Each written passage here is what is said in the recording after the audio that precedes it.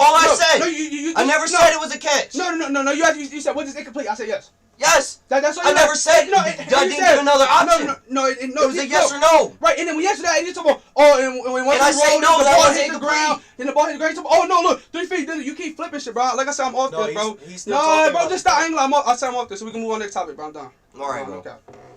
I don't know what the fuck y'all talking about, bro. Nah, I mean, if you got a problem with you, we straight like that, bro. I don't know how this had anything to do with. Bro, I don't know. You asked 150 questions. We kind of got a little bit off topic. So I noticed. Transition back into a new topic and trying to. But also you did flip. You went from fucking touchback to a complete fumble, 3 feet. What the fuck was that? What? You went from touchback. We were talking about the ball going back in the end zone to that shit. Come on, that's bullshit, bro. No, because you want to be right so bad. You can never be wrong. 4 versus 1, you wrong, bro. No, you're wrong, bro. You got problem when you get the fuck out of my house. Where's my mother, nigga? You can get out. I'm out. Alright, go. I don't care, bro. Like, just because it's 4 versus 1. Just because it's 4 versus 1 don't mean I'm wrong. It's so sad. You got to be so right. You flip topic. That has nothing to do with touchback. What does that do with touchback? That's what we're talking about. No, you want to be right about something so bad, you just flip the whole shit. Bro, just stop. I ain't hearing shit you gotta say. I ain't hearing it. I'm not listening. I'm not listening to what you gotta say. What I'm saying, no, nigga, God, I'm not listening to you. I so you said you talking. We were talking about not reaching for the goal line. We weren't talking about a touchback. That's what we. Nobody said it was a bad play about reaching. I said, do you want your player to reach for the goal line? You said no. No, so I said you're telling me I said no. This is an incomplete pass. Put that on somebody. I said no. On God, I said yes. Don't fumble. That's all I said. The whole thing was about fumbling and going out the end zone. I said you can die, just don't fucking fumble. That's all I said. You keep flipping shit. You want to be right so bad, you flip the whole ass topic. I don't care if I'm right. I know I'm right for myself. I don't give a fuck what y'all think. Okay, we won't give a fuck what you think either. You keep flipping shit. I don't give a fuck what y'all think. I got what I think. What'd you say, Wes? I'm about to have to leave here in just a sec, okay? So let me say something real quick, okay? I'm done with this shit, guys. The touchback rule should stay. Even as a Browns fan, I believe that it should stay. Yes, Higgins should have touched the ball. Right. However, let's go ahead and run back to the penalty thing that like before I got onto the ball. Okay. Which one are you talking about? The penalty on both Mahomes and on Higgins. Okay. By the rules, you guys have already agreed with me on this. By the rules, both of those should be a penalty, right? All right. Yes. All right. So, quick question: if both of those got called, okay? Hypothetically, if both of those got called, would there have been a turnover? No. No. No, neither would have been a turnover. And that's the only way I would have been cool with that not being a turnover if it was a flag. It went out. He fumbled the ball. If there was a flag, okay? Right then and there, because there should have been. You guys have agreed with me on there? Yes. By the rules, it should have been a flag because technically it was helmet to helmet. By the rules. All right. So there would not have been a turnover. The Browns have probably the best running back duo in the NFL. Right. They likely punched that ball in. Yeah, 9 times out of 10, 99%, 90%, they punch that in. Like it's two hands. Or at the very least, they run the clock and kick a field goal. That's Higgins' fault on this play. That he fumbled the ball. He dropped it. He didn't punch it out. He let go of that ball. So therefore, and now it needs to be the other team's ball because he fumbled. Now realize the Chiefs went down and scored a field goal. That drive that they got from Higgins fumbling, right? Right. Yeah. I mean, good on the Chiefs. But if the Browns would have had that flag called the way it was supposed to, the Browns would have either A, ran the clock and kicked the field goal, meaning that they would have been up at least 3 more points than they were, or they would have scored a touchdown while also running some clock, meaning that hypothetically the Chiefs would not have scored a field goal. What was the final score, if you guys don't mind? Say if you don't mind, tell me. So you're talking about so you're saying if the Browns got that touchdown and the Chiefs didn't get that field goal, is that what you're saying? Assuming everything went the same way, yeah, the Browns would have technically won. So yeah, he was messaging me about that on Twitter. Oh, yeah. He's saying that if the Browns scored there, the Chiefs probably would have got that field goal. Maybe they would have still got the field goal, but most likely not. The Browns would have won that game. The final score was 22-17. So take 3 points away from the other team, add 7 to the others. What are you saying? What's the score? It's 20-20. You said what? No. The touchdown. So it's 7. Add 7 to one team, subtract 3 from. So add 7 to the Browns, subtract 3 from the Chiefs. What's the score? So it's 24-19. Yeah. Right. So technically, that's right. He's right. Yeah. The Browns would have won the game, but. Let's say they called we don't know how he would have drove down Kevin the field Stefanski still and never still kicked that field goal. Right. Because Patrick Mahomes was still in the game at that time. All right. Right. And also, we don't know 100% Nick Chubb would have got there. I think it's 99%, but 1% he still. Or at the very least, they would have had a field goal. That's true. And the score would have been 2019. If it'd be 2019, the Browns still would have won. That's what I meant. So. The only this is something that I actually found incredibly funny. The only kick in the playoffs that Cody Parkey didn't make was the double oink. The only playoff kick that he didn't make was the double oink. And also, I think another problem is, I don't know if I'm watching it wrong or something, but after the tackle, he didn't. I don't see him. Yeah, he didn't. You know what I'm saying? Like, did he walk back and see if he was okay or anything, or did he just go about his business? He just, that's not problem. Look, you see some Browns players, walking over, but they're pointing and shit. Who knows what they're saying? But no 51. The guy actually made the tackle was nowhere to be found that play. So. That could have been bad too. Went. Yeah, I think he just walked off that way. He didn't throw the ball back. So. I entirely agree. Yeah, the hit on Mahomes was a little bit dirty and probably it likely wasn't intentional, but. It's a toss that's there. Brown football though. It's like hit with helmets. That's their brand of football. Come on. You can't say that they have gotten much because TJ better. Ward, when he was playing for the Browns, hit people with their helmets on and off. The Browns was trying to murder people. I mean I think that's just Browns football. I mean Miles Garrett even hit him with the helmet in his hand, hand, not even on his head. It's just Browns like helmets. I don't even want to bring that up. I don't have any disrespect to that because I use my helmet. So you definitely do, motherfucker. I don't have any problem with it. I'm not saying it's a bad thing. But yeah, I mean, my thing is that Patrick Mahomes wouldn't have felt like that. That would have been a clean hit. But the same thing with Sorensen. If Higgins wouldn't have dove, it would have been a clean hit. But they did do that, so that's why it's a dirty hit because that's why it should have been flagged. Not necessarily a dirty hit, but that's why it should have been flagged. That's when my big thing that I always get nervous about with quarterbacks is not more times than not, but a lot of times that a quarterback has had a serious injury, they came back and they never was the same player. So I'm nervous for Patrick Mahomes playing worse because he doesn't want to get hurt like that again. So now he's going to play scared and play worse and not be the same Patrick Mahomes before he got hurt. You're 100% right. I mean, RG3, not just QB injuries make him worse. Alex Smith is an exception, but, Now, Alex Smith is just an incredibly ridiculous person. Yeah, I think it's just his not will. Just as a player, he's just a ridiculous person.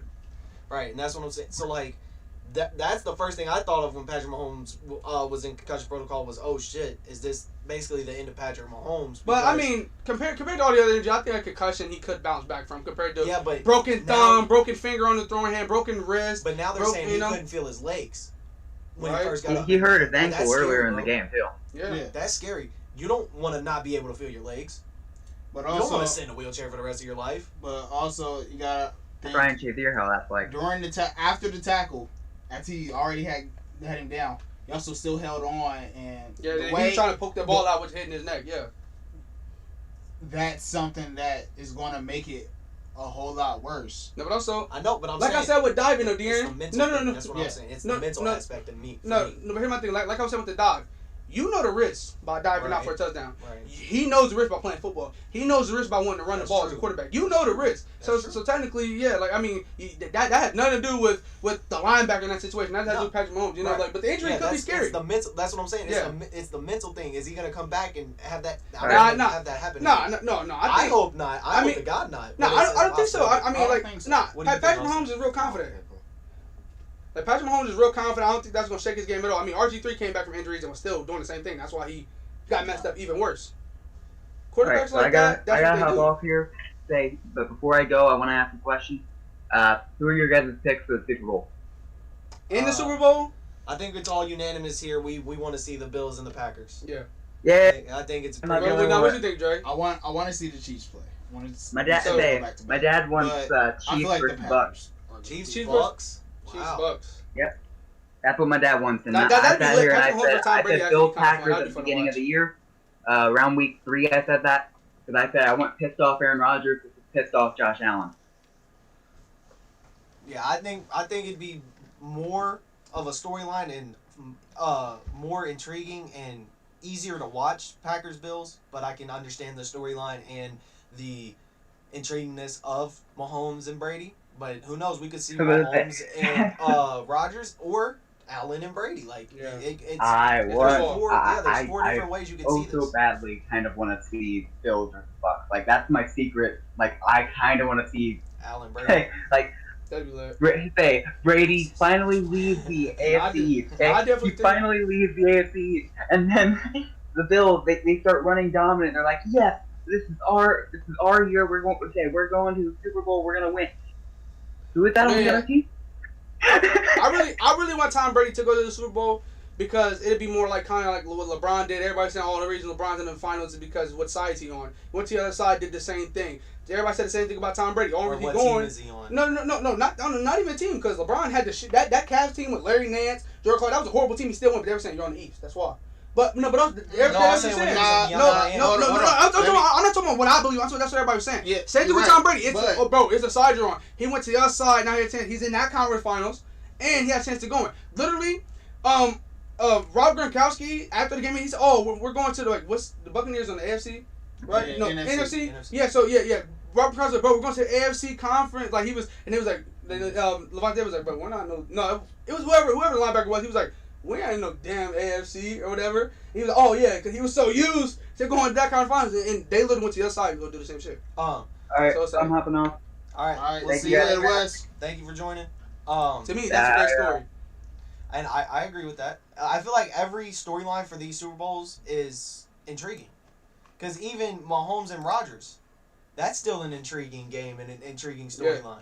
Like now, I think any Super Bowl is kind of intriguing. I think the best game, my favorite game, is the Brady and Rodgers though. I think the conference final is gonna be better than the Super Bowl. Not better than the Super Bowl, but to me, I'm gonna want to watch that like a lot. Like I'm gonna be into that. Right. You know, say you could argue the same thing about the Chiefs and the Bills. Like because two young quarterbacks battling, and then you got two. Who's the OGs, better young one? Right. Who's the better young one and who's the better old one? That's the two storylines. But at the same time, you gotta look at the teams too, because we can talk about quarterbacks all day, but the supporting cast makes the show. But they're kind of close, not really, but they are kind of because good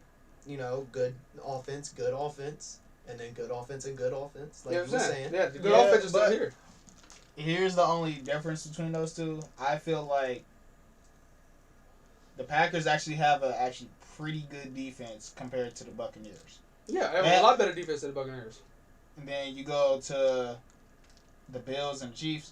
The Bills have the better defense, flat out. Well, okay. I feel like they do. Not really, because you got Matthew, you got Jones, you got studs. You got studs. Yeah, you got studs. You got better players on one side, but I think the Bills have the better supporting cast. Makes the show though. They have the better in-whole defense. But at the same time, you can have an amazing in-whole defense, but those two players are going to make something happen. So that's true. Definitely. I mean, let's look at the Seahawks. Seahawks defense, they don't have too much besides those two studs, Jamal and Bobby. So and they still make a ton of plays, and they still have a good defense. They got Griffin, Griffin. You got KJ Wright. Then but that you get shaky once you get around there. But I think the best defense in the NFL was the Rams. I mean, like I think they were one of the best because they had the star power, they had the supporting cast, they had everything. So and they're no longer here. They're no longer in the playoffs. They just lost. They made it farther than most teams. They made it farther than my team, who had a good defense. But it's still offenses rule the NFL, and that was my argument. We haven't seen a great defensive team, win it all in a while. Since the Philadelphia had a shitty ass defense when they won theirs. Horrible. Since the Denver Broncos carried Peyton Manning to his second Super Bowl. That Denver Broncos defense against the 15-1 Carolina Panthers destroyed that game. But I think, matter of fact, I can agree with that. But I think it's more of what all said franchise we were watching yesterday. I think the Panthers lost that game. I don't think that that defense really took it from them. I really don't think so because he took the ball from Camelot. No, exactly. but to me, that's Cam's mistakes. Also, the plays where he didn't want to dive on the ball, stuff like that. To me, the Panthers, they weren't playing like the Panthers. They weren't. That game, like all season long, they were balling, and that was the same season. That was the Bengals' best season because I remember it was the Panthers and the Bengals were both 10-0 at the same time, and I'm pretty sure the Bengals lost after that point. But still, and they made the playoffs. Guys that got hurt. Yeah, exactly. Yeah, I'm pretty sure AJ Green didn't play in that playoff game. No, he ended up playing. It was just Andy Dalton didn't play. Yeah, I think it was 2016, the same year that 2015. 2015, where the Steelers met the Bengals in the wild card. Yeah, and then we beat them. Yeah, and then we off lost of a round. fumble from Jeremy Hill. But how does this shit always circulate back to a fumble? Because the messed up thing was he was down turnovers. after the fact. He was like, "Oh, he was down." I was like, "Bro, you say that now? Like out of all times, you say it after the game." No, yeah, but I definitely agree. Like I remember that because on Twitter, the NFL official official page. NFL referee page said that Jeremy Hill was down, and it was like, damn. Like now you say it. No, yeah. I mean, on that one play, I'm pretty sure it was Saints versus Vikings with that clear pass interference. Who during the game? Saints versus Rams. Yeah, it was no call, but after the game, everybody was like, the refs were like, yeah. Yeah, we missed that. It's like, what? Yeah. How do you miss it? And then the next year, the Minneapolis Miracle, and then the next year, The Saints are snake bitten. That's what we're starting to see here. The Saints are snake bitten. Yeah, and then Drew Brees, like, I don't know. I feel like he should have went out like that, you know? But at the same time, like you throw 3 picks, you lose again in the playoffs for the 80th millionth time in a row, and then you're like, yeah, I'm done. I think he knew he was done at the beginning of this season, and then when he got hurt. I think the injury is what. Because also, like, I think he's a father who cares about his kids a lot. He plays with his kids on warm-up. Instead of warm-up team, he's playing with his kids. I think when that happened, scary. I want to bring this. And then they tried to rush him back, and he was like, "Is it really worth it at this point?" Because the Saints rushed him back. Yeah. There's no way you can recover from 13 but at the same time, I mean, in 3 weeks. We don't know if the Saints necessarily made him play or did he want to play. It's Drew Brees. I'm pretty sure he wanted to play. It could have been a little bit of both sides. Like, do you want to play? Yeah. Well, then come back quicker. You know. To me, this is what everybody thinks it is. He's telling them that this is your team now. So I believe he's retired. I believe he's done. Yeah. He's already officially retired. He already officially retired? Yeah, he's done. Okay. And here's nothing. What about Juju's retirement? Juju announced that he wants to retire now. He officially said that he was retiring after the season. No, you hear about that? Oh, okay. You didn't hear about that, Dre? Nah. Me and Deere were talking about this. We were talking about the Juju retirement. He basically saying because the Steelers can't pick him up because they have to pay Big Ben a ton of money, so Juju has to walk. And Juju literally, Deere sent it to the group chat. He went live on Twitch playing games, and his title was like, "Where should I go in free agency?" But then during the stream, it was a clip of him saying basically like, "Yeah, he's probably gonna retire. He wants to stay a Steeler. Yeah. So if he's not gonna be a Steeler, he's probably just going to go ahead and retire early." Yeah, he's gonna hang it up. Which I mean, it's like, damn, that sucks. But Juju was smart enough in his 4 years in the league. He made a brand for himself. In fact, with Twitch TikTok and all that, like, if he does retire, he still, I feel like, will still have money because of the brand he made for himself. I mean, let's be honest. Even on YouTube, because remember, he started on YouTube. No, he did. No, yeah, not. And to me, the crazy part is that okay? So before the pandemic and the NBA happened, they had all these famous TikTok like girls and boys going. They were dancing in the middle of the NBA games, and even on the NFL field, they were doing TikTok dances on the field and stuff. So like. That's not just something cute and funny that people just do. That's a business. Like it's some 15-year-old girls that are millionaires now because of TikTok. Exactly. So he'll be fine. If he does retire. Plus, I mean, let's face it, he was making a lot of money for the Steelers. Some people say more than he was worth, but it is what it is. He was the number 1 guy when AB left. But in my opinion, he was better as a number 2. Like that to me, he was. You're always like, I feel like everybody when you're a number 2, you're always in a better position. That's why it's so select few who are really the man. When you're D-Hop, when you're Devontae Adams, when you're those guys and you're the number 1 guy, everybody knows we gotta stop you all game, and you still do your thing. That's why you're one of the greatest. That's why you're the best in the league, or you're arguably the best in the league. I feel like it's just like how Mohamed Sanu and Marvin Jones was in Cincinnati. They were better as number 2 and number 3, but they wanted to get paid. No, I mean, let's be honest. Marvin Jones and Sanu both were a lot better when they left the Bengals because they started getting targeted more. When Marvin Jones Jr., I mean, when he went to the Lions behind Galladay, balling. Let's be honest. When Sanu was behind Julio, balling. Like when he went to the Falcons, like those that just happened because they were getting targeted more. They weren't getting targeted the same, and they were the number 2 guy. So. In my opinion, I remember that year when, because me and Austin had a conversation. I still remember it to this day. And I said, do you think that they're going to re-sign Marvin Jones, Mohamed Sanu, and Austin said no, because that's 3 people that want number 1 receiver money, and that's 3 people, and there's 2 people that are not number 1 receivers. Yeah, it's fine. And they signed for number 1 receiver money, and you just pointed out that they were still number 2, but they made the number 1 receiver money. Yeah, they were still number 2s because Galladay, exactly, and Julio, and exactly. You know, but Austin made a great point about that. Number 2s like if Cole Beasley is a number 2 or number 1, he's probably not the same guy. Being that slot, that great rounder, that sure-handed number 3 receiver made him. You know what I mean? When that's what made his career. Wes Welker, is he a Hall of Famer yet? I don't know. He might be. I don't know. Yeah, maybe future. But I mean, his whole life his whole NFL career, slot receiver. Yeah. I wouldn't say whole life because if you're in the NFL, you were the man in your high school. Like let's be honest. Probably even in college. I feel bad for Jerry Jeudy because I mean Sutton is everybody says he's number 1 guy, but really Jerry Jeudy was getting a lot of targets as a rookie, and then you look at a guy like CeeDee Lamb who you got Gallup and Cooper over him. He's the 3rd guy to slot, and he's eating. He's doing his thing as a rookie. I mean you go to Minnesota, the best Justin rookie. Jefferson. He's the number 2. Number 2. Eating though, but technically you can say number 3 because you got Rudolph who gets a lot of targets too. But as a receiver, he's number 2. Doesn't really get he's more of a blocking tight end. True. He gets about 3 targets a game because I've had him in fantasy for 3 years and he gets about 3 targets a game.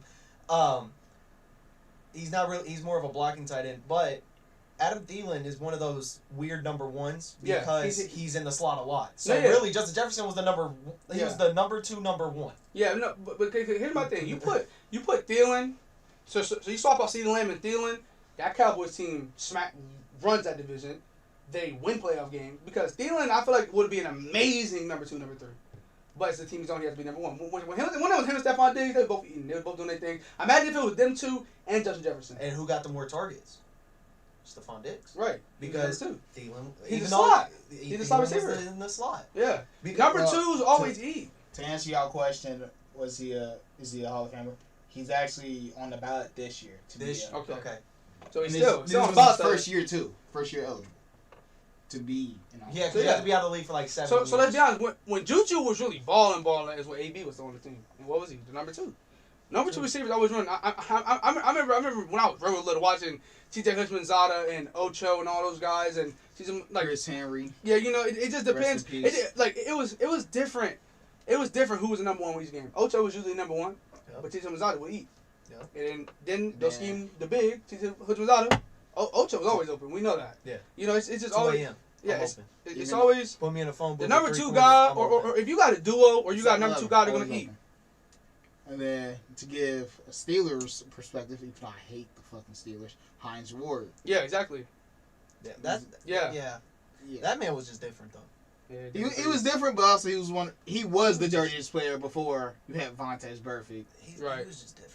Like that's all you can say about Hines Ward. He was just different because that man was a tight end that could run routes and catch better than most receivers. And we got another one. He was a receiver, bro. Steelers have another one right now. He was a receiver, but he had a fucking tight end build. No, Jeremy though, and we got another one. Chase Claypool. Here's my thing. On Notre Dame, him and Cole Kmet, like sometimes Cole Kmet be in the slot, he would be down. He was not a wideout for Notre Dame that much. He didn't play wideout. He played a lot of tight end. He was kind of like Notre Dame's H-back, Dre, for women. He played a lot of tight end. Just no fullback. He was like he didn't get too much wideout. He got a lot of slot and tight end. And it was Cole Kmet who's on the Bears now. And that's why I put it in Wilmington terms, because when I played H-back in Wilmington, the only difference was at H-back you would play fullback as well, but you was a tight end wing slot. Yeah. That's pretty much what he did. He was an H-back. I mean, look at him. He's like... He drafted as a wide receiver because they saw he was fast, he can jump, he's tall, and he can catch. That's what I'm not saying he's going to be as good as Ward. I don't think so. And plus, he looks really slim. He's big because... I feel like he's big because he's tall. Because, like, if you look at him... Yeah, if he was 5'11", he'll probably be slim. He's so slim that, like, you look at him, you're like, damn, dude, what are you, $180? And he's like, no, I'm 240. And you're like, damn. But then you realize, he's 6'5". Yeah. It's just like I mean, like Zion Williamson. Zion Williamson was 7 foot, but had the same weight. He would look at so much better shape than he was since he's 6'6", but 395. I mean, that's how it goes. Right. That's what height matters when it comes to weight and stuff like that. How your build is. Exactly. Like if you was you weigh what, 240, 250? Nah, I weigh like 295. 295, but if you were like 6'7", 295, you look built Right, as fuck and right. like slim. Right. But It since is. you're like 6'3", you look a little bigger. Like Right. it's literally height. Like Yeah, height matters. So yeah, like if he wasn't, pretty sure Check Claypool was 6'4". yeah, For size 6'4", height. 6'4". I So, think yeah. he's the same height as Calvin Johnson, and Calvin Johnson was 6'5". Because they remember that's Yeah. why he's called Maple Trunks, because he Yeah. like the same height, I'm same pretty weight, sure. same Yeah, 40. I'm pretty sure he's 6'4". I think he might. I think he could be 6'5", but I'm pretty sure I saw him like when he did height stuff. He was 6'4". Speaking of which, He's 6'4". shout out. Yeah, 6'4". Shout out to the gas station TikToker. I watched the video and he said the first time he ever met a celebrity was this real tall black dude walks into the gas station. He goes, "Man, you're tall. You should play basketball." And he said he bought a 40, and he looks and he's like, "Can I see your ID?" Looks at it and it says Calvin Johnson. He was like, "And I said you should have played basketball."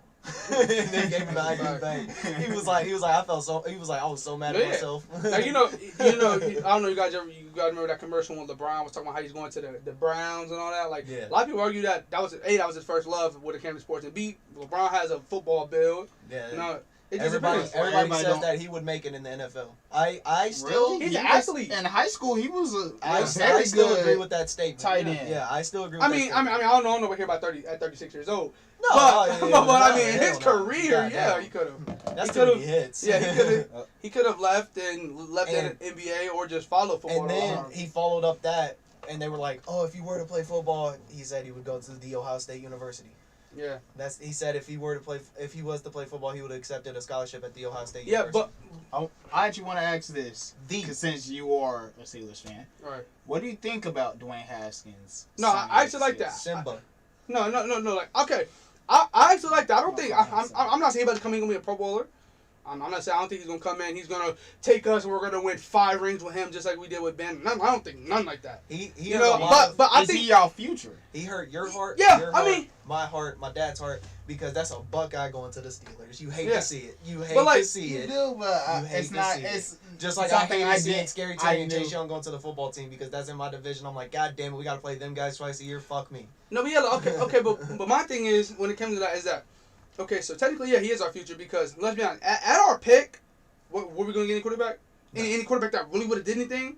Not really. I mean, Mac Jones, you could argue he'll be there. You could argue the Florida quarterback always mess with. It's Trask. Yeah, Kyle Okay, Trask. yeah, he probably we don't know. He'll be like we don't really know, but we know that James Conner ain't the same back no more.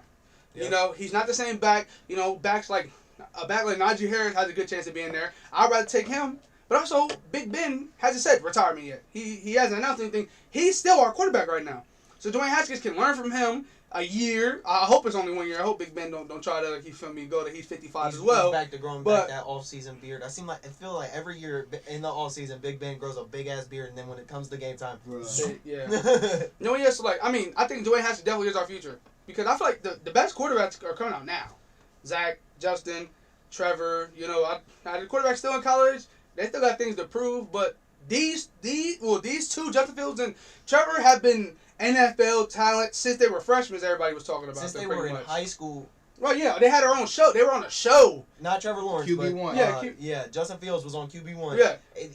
His senior year in high school, they were saying he's going to the NFL. No, Even yeah. before that, because Trevor people Lawrence. would be on the show talking about, I've seen you in high school, you're going to the NFL. That means that man saw him as a freshman, sophomore, and junior and was like, yep, that's an NFL player. No, but also like Trevor Lawrence was all over you, like you know how you got IMG, Yeah. Academy Football. He was all over those. He was Right, and right. also it's a But QB you who can't- played. Who's a UCLA quarterback? He was on that show as well, and I'm pretty sure he played for Gorman Bishop. What's it called? Bishop Gorman. Yeah, Bishop. He played for Bishop Gorman. Fuck. Oh my He don't God. play for UCLA. Yes, he do. Yes. He plays Yes, for he do. UCLA now? Yes. Yes, he do. Take Martell plays for No, No. I that's was not- about to say like No, what? he played for He's Saint, light Saint, skinned. yeah, St. John's Bosco. No, Oh! no, I'm not talking about him. Light No, skin number 11. no, not the big dude. I'm talking about he's a real skinny. Yes. Shit, no, That's bro, what I'm no, talking no, but about. He played for St. John's Bosco. No, I bet money he played for Gorman Bishop too. I literally watched him play for them. I know when he was on QB1, he played for because his You backup talking is about at Dorian Clemson. Thompson? Yeah, Dorian Thompson. That's what I'm talking about. Dorian Thompson. Robinson. Dorian Thompson Robinson. That's what I'm talking Oh, about. I thought you were talking about the light skin number 11 that was No. like 5'11". No. Yeah, he played for Bishop Gorman. Yeah, Okay. that's what I'm Okay. talking about. He was a dog. My bad. We was thinking about the wrong two people. Cause I Yeah, was he's talking number one, right? He's Yeah. number one. Yeah. He's a That's dog. what I was like, Yeah. Because I was talking about the dude that remember his backup, that DJ dude. Yeah. He's at Clemson now. Yeah. He's about to take over the reins for Trevor Lawrence. All right. Real life stuff. No, yeah. So I'm saying like he's okay. I don't think he'll be like an amazing quarterback. I think he definitely be a backup kid, but he's more of a like he's weird with him because he's like he plays just like Jalen Hurts. He don't got the size of Jalen Hurts. He's skinny. Yeah. He don't even got the arm of Jalen Hurts. And a lot argue like Austin always says a lot. Jalen Hurts doesn't have an arm. In a lot of people's opinion. So it's like damn. Then where does he fit? Taysom Hill or something. But also he don't got the body to be Taysom Hill. He's skinny. He don't got the body as Cam Newton to be a gadget. So he might be like JT Barrett. We'll see him. Canadian football or XFL, we'll see him somewhere else playing football, balling out, making money. I don't think he's the NFL. What is it? NFL Europe? Isn't that starting to become a thing? Mm-hmm. No, not yet. Okay. But yeah, JT Barrett starting quarterback for XFL though, right? Yeah. JT Barrett. I could saw him play. Cardale Jones. It was Cardale Jones. That's Ohio State. No, but yeah, I'm pretty sure I saw JT Barrett was playing. He was playing football. I remember he was in a red uniform. I think he was like on a practice squad. Probably, but I remember he was on snaps. a practice squad. Yeah, I don't know what team it was, but I think he was on their practice squad. Or like what's the man that you were so high on that played like 7 different positions in 7 years? John Franklin III. Oh yeah. Like you want to see him do great, and like every time you see him, you're like, go man, go. But like sometimes you just don't have it. You know? JF3. Yeah, look, this is what I'm talking about. I remember seeing this. That's Cardale Jones. Yeah, that's Cardale Jones. Oh, well, yeah. Barrett was number 16. No, believe I literally typed in JT Barrett and look what put. That's what I'm saying. That's what I remember saying that. Yeah. Yeah, they put Cardale Jones. But Cardale Jones' biggest thing when he came out was that motherfucker had a cannon. What do they call him? 12 gauge. They call him 12 gauge because he had a fucking, well, that's a shotgun, but he had a fucking cannon. Yeah. Oh yeah, but one JT Barrett on the Seahawks for a little bit. Yeah, I think he was on their practice squad. Yeah, no, literally in this picture. Oh yeah. It literally shows him and Russell Wilson. Okay, yeah, okay. 6 and 3, and he was getting coached up. Yeah, he was the backup. No, but I feel like if Ohio State moved from like running quarterback, they went straight to pocket passers, they'll probably have amazing quarterbacks in the NFL what right happened now. to Marquette King? What happened? Just he got released. I know, but like. Oh, speaking of release, did you guys see what the Ravens team did for what the Alabama players that played for the Ravens did for Mark Ingram? They all sent him jerseys, signed, they sent him his helmet and everything since he got released. Mark Ingram is no longer a Raven. RG3 is no longer a Raven. So the whole Heisman package. Highs, so many highs, Panay Sewell, Marcus Mariota, and then the lows. DeAnthony Thomas also released. Yeah. No, I mean, in my opinion, DeAnthony Thomas is one of the biggest busts coming out of Oregon ever, because of the fact that he was the best runner. In my opinion, he was the best runner back in college. Probably my bias to Oregon. He was a dog. He was an amazing kick returner as well. Like he did his thing, and he went to the league. He still did his thing in punt return for the Chiefs and kick return for the Chiefs. He was getting the ball downfield, but he couldn't translate that. But also, he moved positions. Nobody signed him to be a running back. They signed him to be a receiver.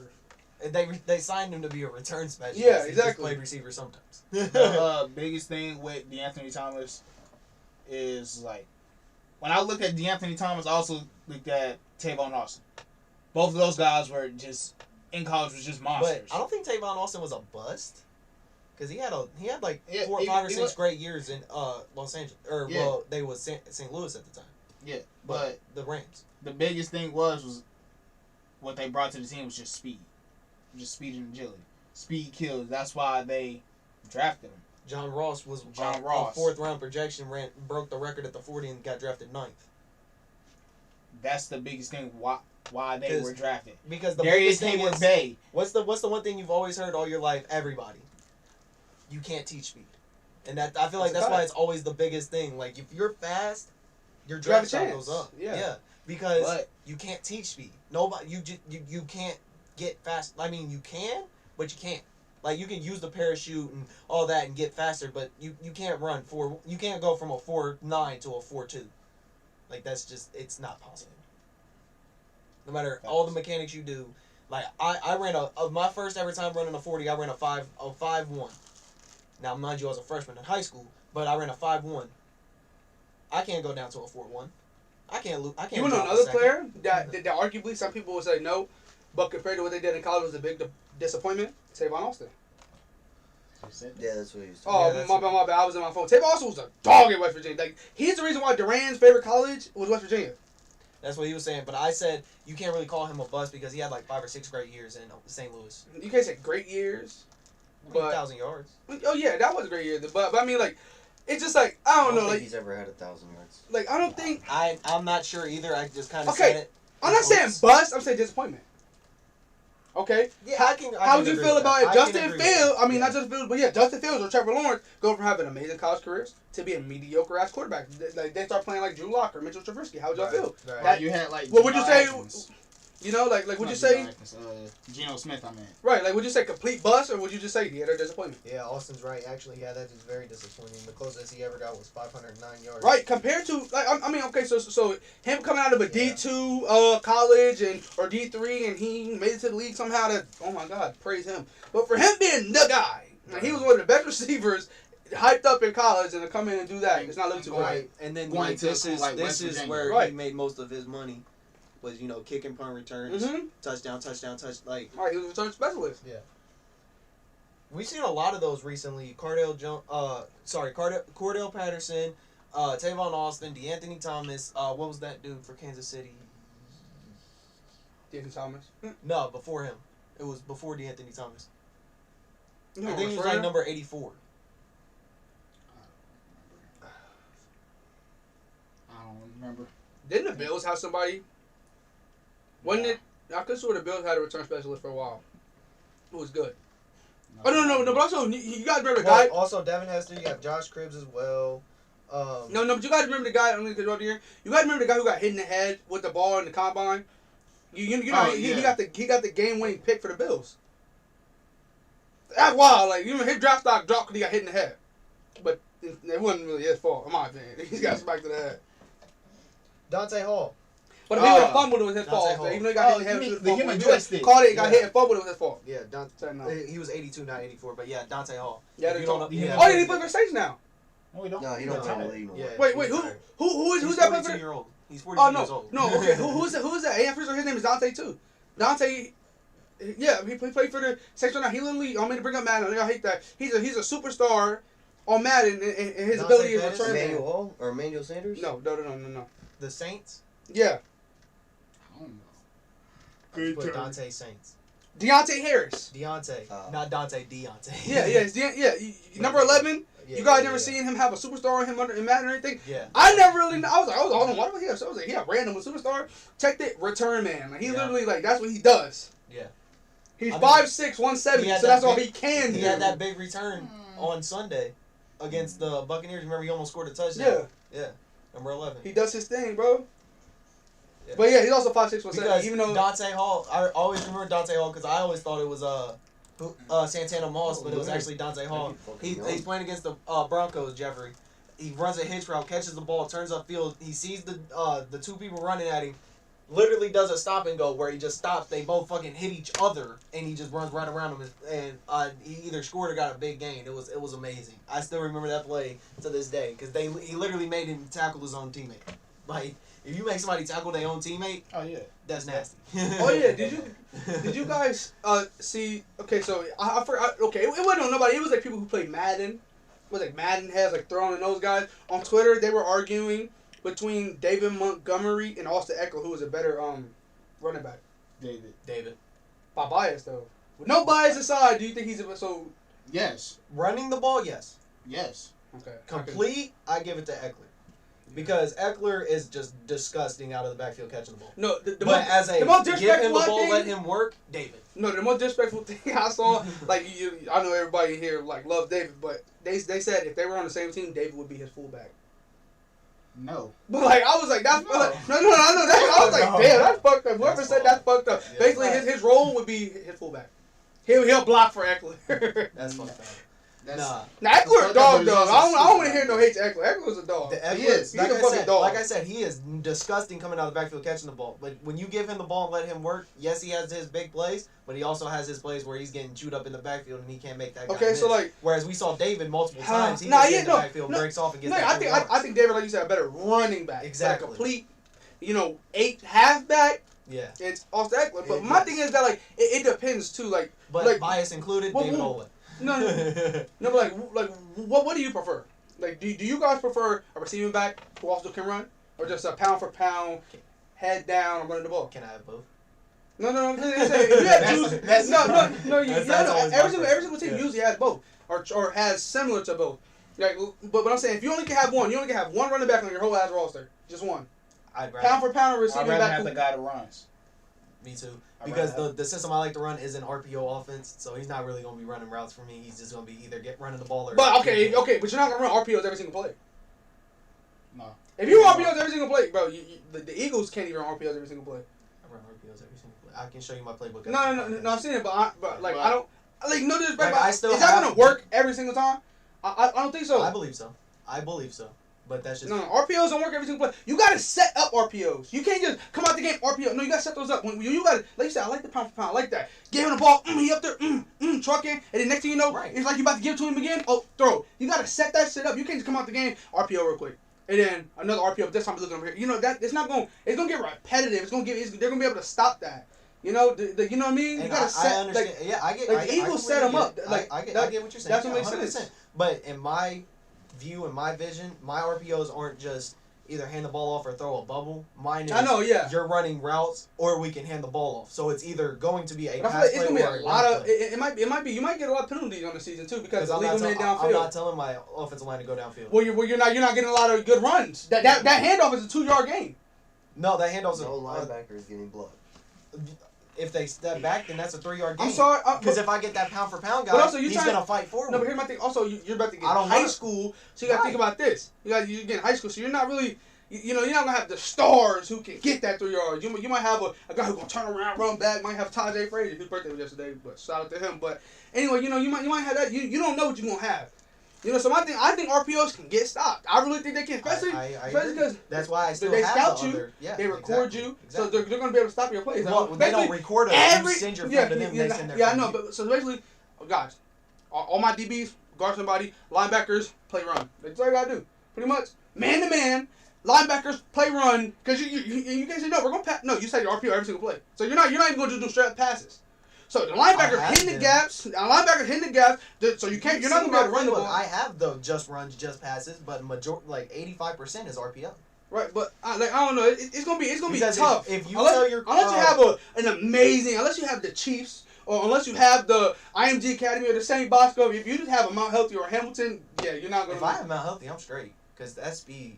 Because my quarterback can run, so if you have... It's not Madden. Speed ain't everything. No, especially in RPO, no, it's not. You got a little speed back, boom. Unless you got Brandon back there or David. If you have your linebackers coming up, then all the quarterback has to do is not worry about throwing the ball and just run. If you got one of those twins, if you got one of those twins back there, they'll be able to bounce it out sometimes. But you're gonna have you can run a 4-4 against an RPO, or something. You can just man up every single receiver.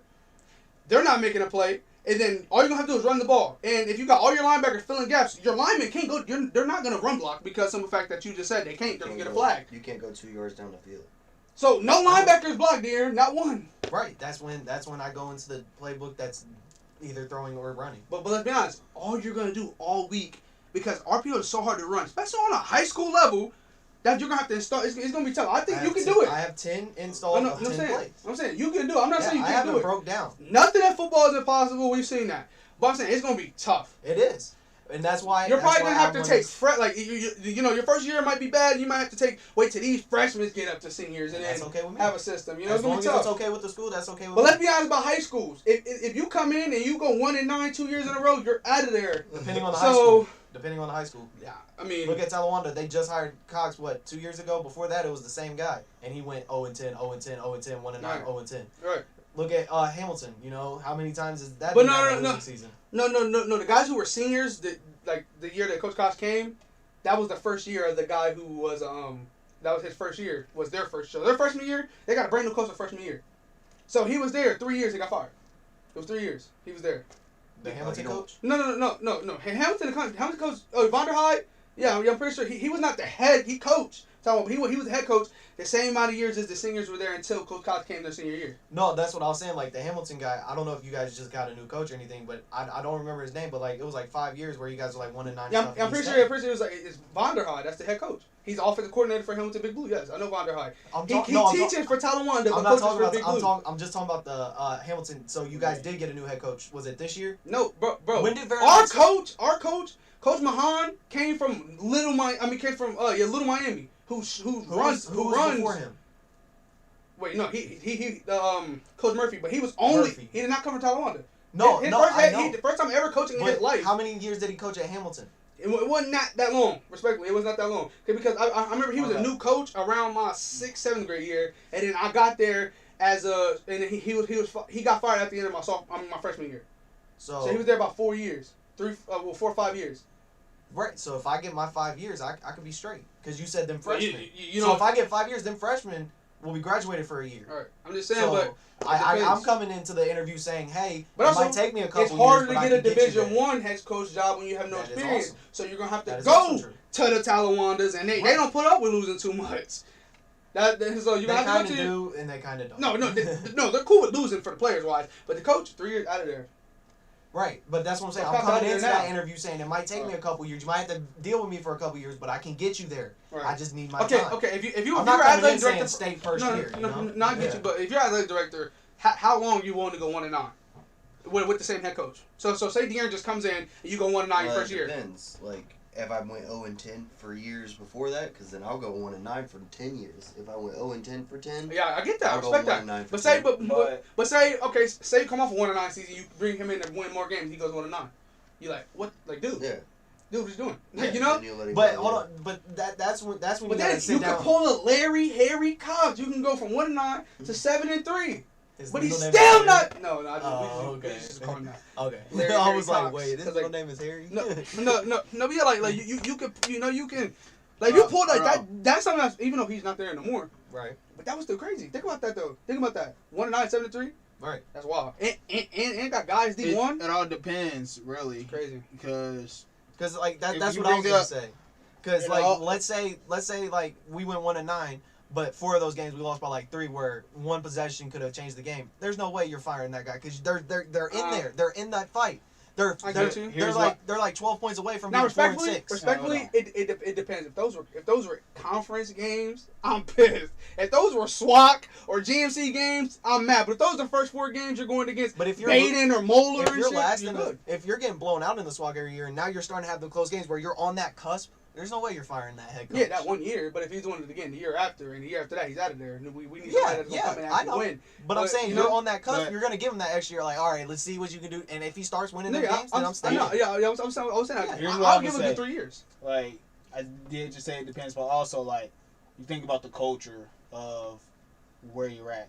I'm bring up where me and Darren used to go Wilmington. It was terrible culture. When we go play at Wilmington, everybody knows you're gonna lose. Like that was their mindset. Oh, we're gonna lose. Ha key.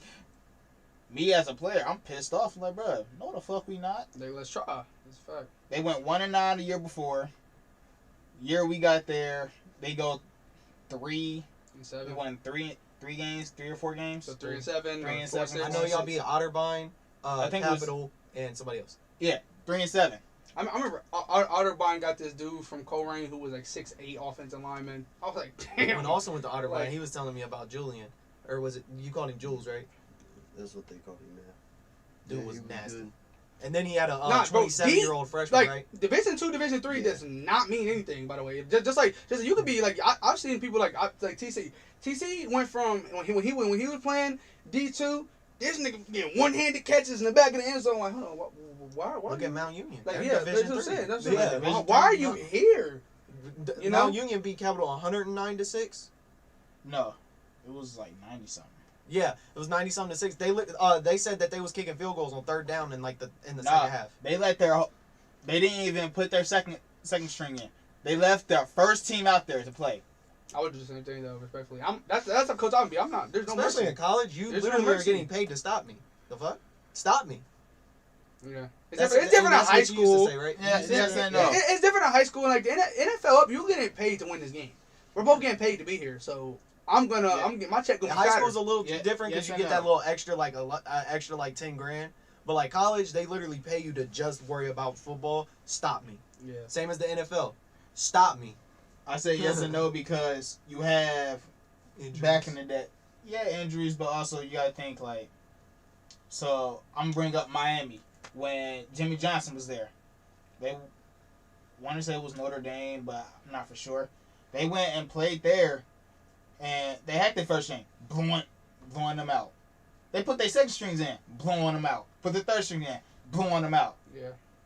But It's here's like, what thing. the fuck can you do? Like, No, the kicker's gonna play quarterback. Do you guys remember that one team they ever called like the Vikings or something? We played for the Little Blue, Dayton the Vikings. Vikings. You remember them? They were trash. Vikings. Bro, they used to only play us in the first quarter, and we have all our little guys going the game. We were still winning like 30-something to nothing. It's because you got to get just because they're your third string, they're going against these great first string players every single day in practice. They're going against them all the time. Like that's what I'm trying to tell you. Like it's like Cole Rain's scout team can beat Talawanda. Yeah. Like their JV team, like Moeller's. No, respectfully though, but Moeller's scout team can beat a bunch. They can blow tags out or stuff like that. You know. That's where like I'm just like obviously because like Moeller, Saint X, Elder, Cole Rain. Cole Rain allegedly, but the other four they recruit. They fucking recruit. Of course your scout team's gonna be good because those were the men as they was coming up in junior high and you were like, come play for me. And they were like, oh, okay. Like, Cole Rain allegedly, because they're not private, so allegedly they recruit. Allegedly. Well, okay. Recruit. Nah. I mean, honest with you. Allegedly. Cole Rain don't. I think they do, but at the same time they don't. At the same time, like, allegedly. there's different thing. Okay. Allegedly, my healthy's head coach. What do you do with me? Exactly. For allegedly. Every single time I saw this man, no matter if it was at McDonald's, by high school, at clubs. Yep. I want you to come down to my house. Is that technically recruiting, or was you just influencing? You know what I mean? Like literally. That's why I said allegedly. I made sure I said allegedly. Look, so I got because I transferred. I had to sit out 5 games, but the SWAC allowed me to play JV. They said I couldn't play varsity games, but I could play JV. Which I thought you just couldn't play football in general, but I wasn't not complaining. I still got to play. So I was happy about that. Yeah. But also I was more mad because usually I thought you sit the first 5, play the last 5. No, it's just you have to sit 5 games. No, it's always been you just have to sit 5. No, but that's not usually. only way all the ones I saw, like literally. Because that's usually what they do, so they can play in like the play if they make the right. playoff. Yeah, that's usually what happens. Yes. But like with me, it was play first 5, sit last 5. So it was like I played the 4 out of conference, 1 on 4. And then won the first in conference, and then then it was just downhill after. Well, we lost 3 games after that. As a that. head coach, I would always make them sit the first 5 because you want them just in case you're getting that playoff push. You want that guy that transferred that like if it's Jeffrey, like he's gonna be good. You see in practice he's gonna be good.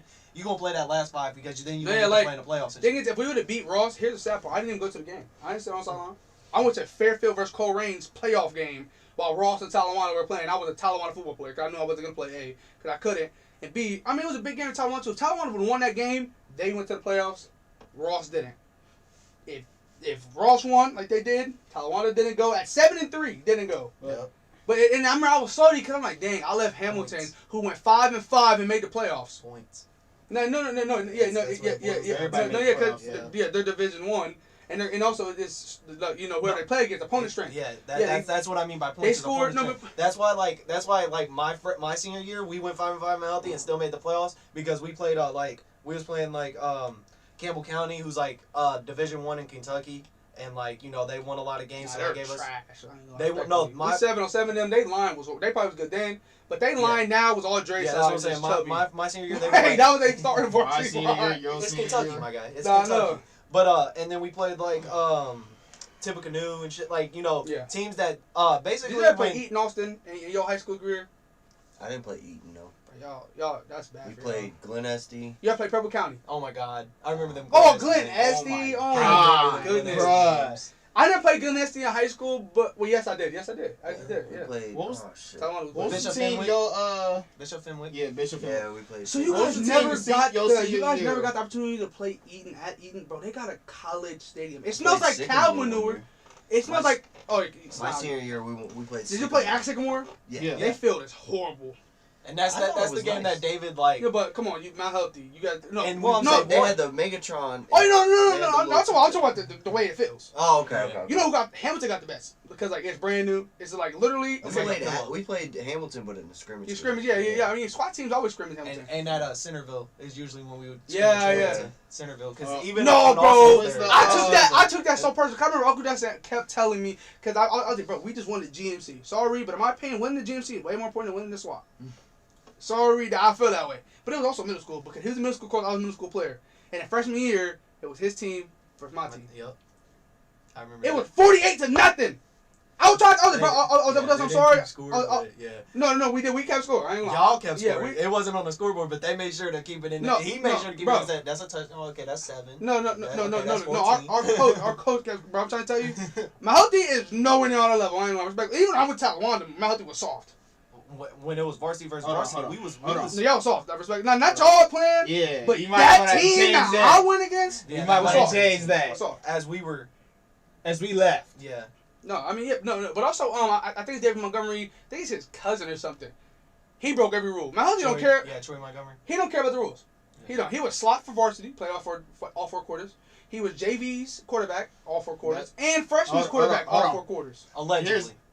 Nah, he can get trouble for that because he's too damn good. But anyway. Now, hold on. Now, technically, you allowed to do that. You allowed to do that. Or you allowed to do that. No, let me say what I'm about to say. I'm about to say that's technically. If you want to get technical, you get 6. You're not it's not him. It wasn't him. It's crouching the other coaches. No, I wouldn't say that's his fault. I'm saying that's what I'm saying. Allegedly. That's crazy. Think about that. That's 12 quarters. Yeah, but I'm not even saying like a break a rule. I couldn't play 3 games. But bro, you could. And you played quarterback in 2 of them. Hell, I'd have been on the freshman side. My sophomore year, JV against Talawanda. The only person you have to worry about is me. I was smacking him out. Literally, bro, my healthy lineman was like, bro, can we get a picture with you after the game? I put on my little brother grave. I'm like, God, everything right. They asked me for a picture after the game. They bought me food from the concession stand. The offensive line for my healthy JV team bought me snacks from the concession stand. I got me a Grippo's walking taco. That shit's good, ain't it? Yeah. I was smashing, bro. It was a good day. And that's that healthy shit. It was great. Because the 2 things that you see the most at Mount Healthy concessions is the Grippo walking tacos and Flamin' Hot walking tacos. But high school don't have those no more though. That's why they have walking tacos. I don't know if De'Aaron remembers this, but my sophomore year, for some reason, wasn't Barrett the freshman coach? Yes.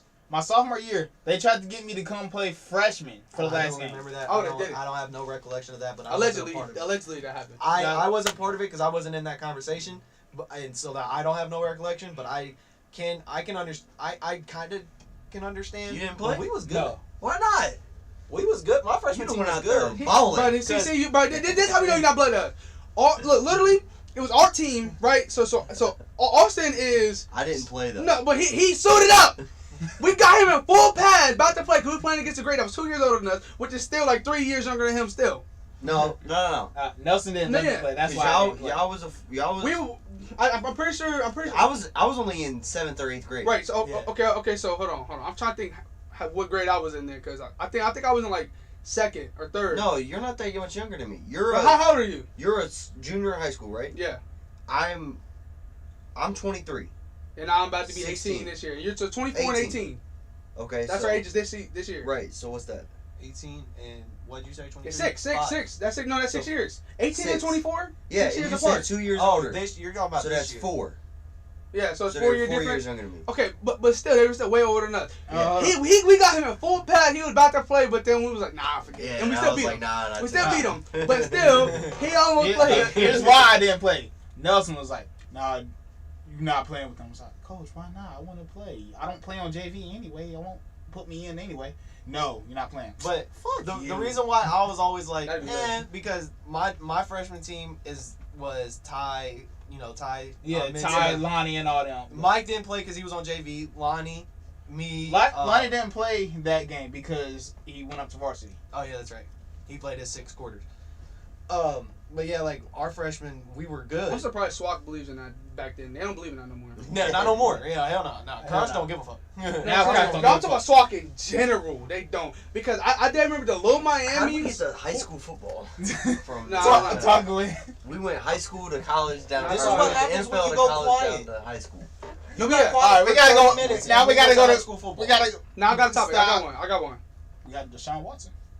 No. That's all about that. I was about to bring that up. So Deshaun Watson to New York. What you guys do? You guys think he will go to New York? Well, see, because they caught him. He was in New York. Allegedly, they got a picture of him in New York in a taxi with a green hat on. Allegedly. Okay. Here's my thing. Just want to make sure we know. If I could choose to live anywhere or visit anywhere, I would rather go to New York than Florida, Cali, anywhere. That's where I want to go visit one day. Like that's where I want. That's where I am. If I could choose to live there, feel me, it's mad expensive, but still, I would want to live there. You feel me? But same thing with Cali and Florida though too. And people love moving there, and they're expensive. But yeah, so I'm saying like he could, people go to New York to just be in New York, so that could be a thing. But the green hat, you feel me? Gucci's green. For me, Balenciaga got green hat. Let me see if I can find the picture. I don't know if I can find it. But come on. Here's what the trade is kind of like. They're gonna trade the second overall pick for Deshaun Watson. And wait, hold on. You said you would know. I don't think they're gonna give that up. Because I think me Austin, we were just talking about this yesterday. Texas need to give him up. So, like Austin said, they're not going to offer them too much for him. Yeah. So they can offer him a fucking 5th round pick and they'll have to take it. I doubt that. You don't have. They have to get rid of him though, Dre. They have to get rid of him. Point in that picture. There was a picture and it was Jamal Adams in a Seahawks jersey, Deshaun Watson in the middle pitching a ball, and then Jamal Adams in a New York uniform. What was the thought behind that picture? Hold on, let me show y'all this picture. No, don't worry. No, I'm just showing y'all real quick. I'm not gonna pull it up on the thing, but this what's the point? Why? What's the point? It's probably Matt old. Like, what does it say? Scored Tactics pays way. Oh, I don't know. But I don't know. I don't know where the hell this motherfucker's gonna. I just didn't know it was that bad in Houston. Yeah. Like, he got rid of all his weapons. No, they did not. They did not. Bro, he has 2 of the best. Like, I would love to have his 2 weapons that he got. Just his 2. Just 2. Will Fuller and Brandon Cooks, I would take them over a lot of receivers in the league. All right. Yeah, but Raymond Cobb from having DeAndre Hopkins. But it's a business at the end of the day. You're going to lose players. You're going to. Yeah. But the only reason DeAndre Hopkins was traded because Bill O'Brien didn't like him. Right. But that's it. No, I get that. But in the day, like I said, okay. So like it's like Colin Sexton getting mad that Kevin Porter Jr., another young weapon on his team, is about to leave. I still don't. But that's topic for later. You know what I mean? He's not going to leave. It's a business. I'm saying, like, if you're a quarterback, say you're a quarterback of the Steelers, and it was like. And, we don't like Chase Claypool because... Mike Tomlin was like, hey, Chase Claypool got traded. We just traded him because, we just traded him. You'd be like, what the fuck, bro? Like, that's my number one guy. That's my guy. Yeah, no. That's going to piss you off, but I don't think that push you out the door. He said that he was at a 2. He said he was at a 2 during the season, and now he's at a 10. But it's not just that. Also, they went to him and asked him, who do you think we should hire for this person, that person? And he told them. And it didn't happen. And it didn't happen. No, he didn't. He wanted them to talk to him about who they're going to hire as coach and the GM. They didn't say anything to him and hired that dude from New England. Yeah. That's what pissed him off. That's what he wanted his input, and they just hired somebody. Here's my thing. I know I always flip to NBA, but that's because it's just sports in general. But with the James Harden thing, James Harden literally said the problems I have with Houston will never fucking go away. Mm-hmm. That's what he said. He said will never go away. This is going to be a problem forever. And so I get out of here. And they didn't get shit for him. Nothing.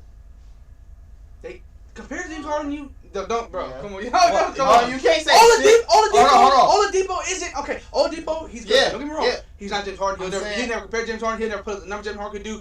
You're saying shit.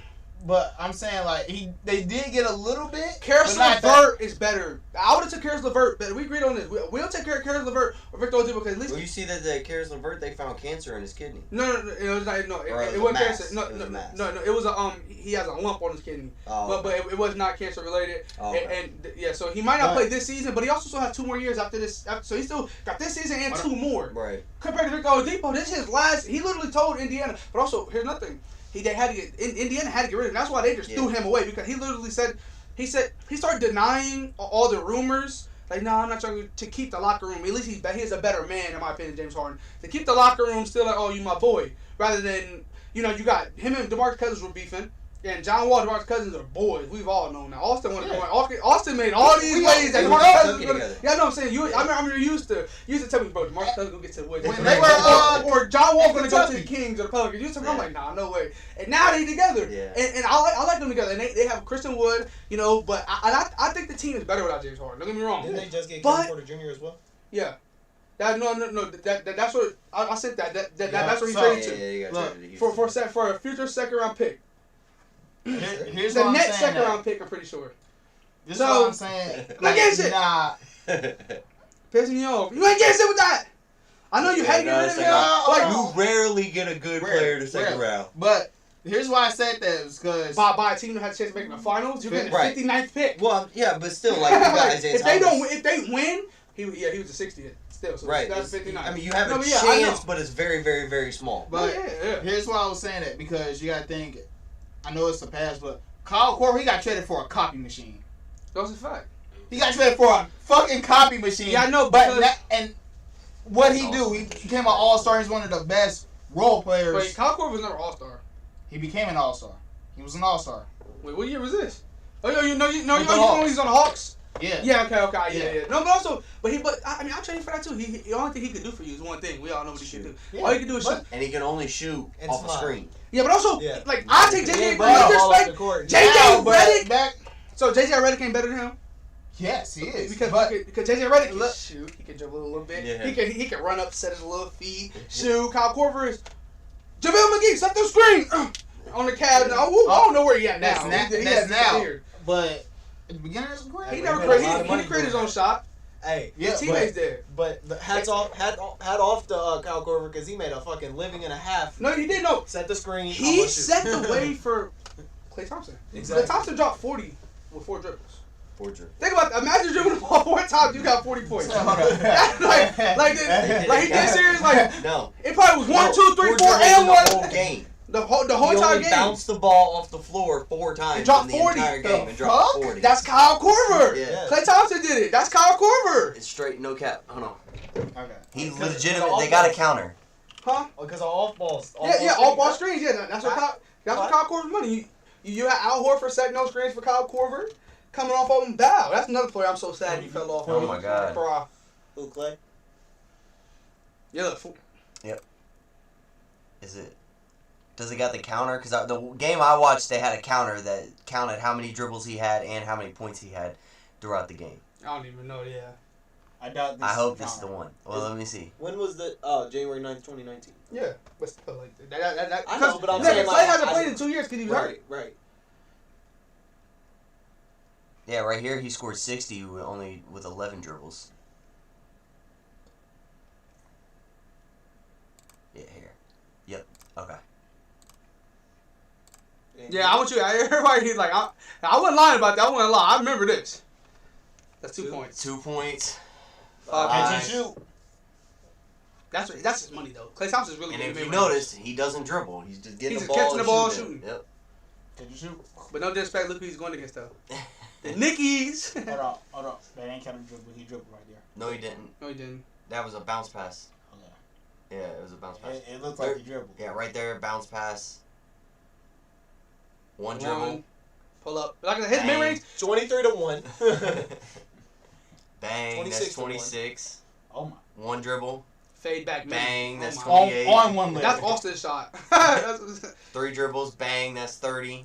That's a bounce pass. 32. He got smacked in the back of the head and made that one. But if they had Alonzo Trier guarding, though. 38. In his mouth. Buckets. 40. There's the 4th dribble. 43. That's Klay. Yeah, 43 points on 4 dribbles. I wish I could do that. Like I said, Kyle Korver set the way for other players. And also, I mean, we literally saw, like you said, it was 60 points with 11 dribbles. Right, with 11 dribbles. Think about Curry dropping that 62-point game. He just had that money. He dribbled the ball 108 times. That 62 points. Because he's a point guard, though. They do that. But I'm saying, like, that's wild to think about it. Imagine, like, when some of the shots he was taking, I'm not making that on a middle school level. Mm-hmm. Like, if I'm right now going against middle schoolers, I'm missing those. That just it was wild. It looked like he was going against middle schoolers. Against preschoolers. Shit. Yeah, it was tough shot. But yeah, that DeShaun Watson trade, I I would like to see him in a bunch of places, mainly Washington. Me and De'Aaron said what we want to see. That's my cue. I'll be But to be honest, I think the best place would be for him would New be York, like honestly. I like the New York. Dolphins. Okay. The Dolphins will be the best place. Yeah. To go. I like. Okay, here's my thing for youth movement, for being young and motivated, and like in growing together. I like Denver. Denver doesn't have a horrible defense. They got Simmons, even though he shouldn't really been a Pro Bowl in that respect. I mean, Denver would be nice. That's me and De'Aaron been saying this whole time is that he got young pieces. He to me, hey, the most underrated running back duo in the league. Gordon, Lindsey. Melvin Gordon, Philip Lindsey. And then you got that big boy, Royce Freeman, who was my screensaver all through middle school at Oregon. The big body, give me the ball out the one. You feel me? Like, you got him. You got a trio, but really it's a duo. But Royce Freeman, he's one-dimensional with respect to him. Then you got Simmons. You got Miller. Wait, Pecco don't play for them. I was going to say Pecco just to mess with y'all. But I don't think he plays for the Broncos no more. But yeah, Bradley Chubb. Yeah, that's decent. They have decent defense, but the quarterback is where they're bad at. If they got Deshaun Watson, they'll be a really good team. I like. Hold on, what division are they in? Aren't they in a division where they can win? Like they could be good. No, they're in the West. They got the never mind. Chiefs, the Raiders, and the Chargers. Yeah, so but with Deshaun Watson, here's my thing. You guys know how high I am on the Chargers. I think Deshaun Watson's Broncos would be better than the Chargers. See, if he goes to Miami. The reason I see him going to Miami is because I don't like Miami's team, though. They would trade Tua back to Houston, and then that would make Houston more apt to make that deal because they're like, okay, yeah, we're giving up Deshaun Watson, but we're also getting a young and also he's still on a rookie contract, so he's not making much money. But even when he comes off of that, he's out of there. But so that's the only way I see him going to Miami. But my thing is, bro, he's losing pieces. You're talking about pieces. You get the number 3 pick. He has more pieces in Houston than he would in Miami. But Miami, Parker, no disrespect to Parker, he's a great receiver. He's not. If you put him at number 2, number 3, he's a stud. But it's not Deshaun Watson's decision. Yeah, I know. But I'm talking about for him. Oh, okay. I thought we were talking about. You trade him to Miami, you get the number 3 pick, you get like the number 20 something pick, and you get a young quarterback in Tua, and then you give up Deshaun Watson. Like, that's a good deal for Houston if they can get that done. That's why I said. But let's be honest, Austin. We said the same thing about James Harden. Right, but James Harden for Ben Simmons would be great because you got da-da-da-da-da, and what the fuck happened? Yeah, the bullshit happened. But would you rather take Sam Darnold or Tua? Tua, yeah. So you're going to make the trade with Miami over the trade with the Jets. But they're not trading Sam Darnold. They would be trading the 2nd overall pick. And Sam Darnold. Yeah, they're gonna say Darnold too. Yeah, you're not gonna make Deshaun Watson is a Pro Bowl quarterback. You're not gonna get a Pro Bowl quarterback. Hold on, Dre. Hold on. I know it's not for the. Hold on, wait. Deere made a good point. You're getting the 2nd overall pick for the 3rd, no matter which one they get. So basically, it's like if you're not taking a quarterback. If they get the Jets, they're not taking the quarterback anyway. So it's like whoever they want going to be available. And so basically, the number 2 is going to be a quarterback. If it's Justin. Or if it's Zach, it's going to be a quarterback right there. The Jets are going to get a quarterback. So if you get a 3rd pick, you're still getting whoever you want. You still can get your Heisman one. You still can get your Wild. You still can get another piece in Miami. Yeah, you still can get a lineman. You can still get something there. You know what's sad? I'm just going off of number 3 pick that the Dolphins own is the Houston Texans pick. Yeah, I know. So they would just get their pick right back. Look. No, you know what that happens in the NBA though? Yeah, I'm pretty sure. I forgot what pick. The Bulls 7th pick. They keep getting 7th pick. Pretty sure 2 of their 7 picks they got back. That was their pick that they traded away and then traded for it back. Yeah. I'm pretty sure they traded to Washington with the Otto Porter and then the Otto Porter trade, and they got it back in some way. I forgot what trade. I'm going off of CBS Sports because they don't have Sam Darnold going to the Texans. They have him going to a team in the NFC. They have them getting the 2nd overall pick and drafting Zach Wilson. I'm just going off of CBS Sports. That's why I was saying that. Yeah, I mean, they could trade Sam Darnold to Houston. But, honestly, who the fuck is going to, in Houston, want Sam Darnold? Who wants Ghost Vision?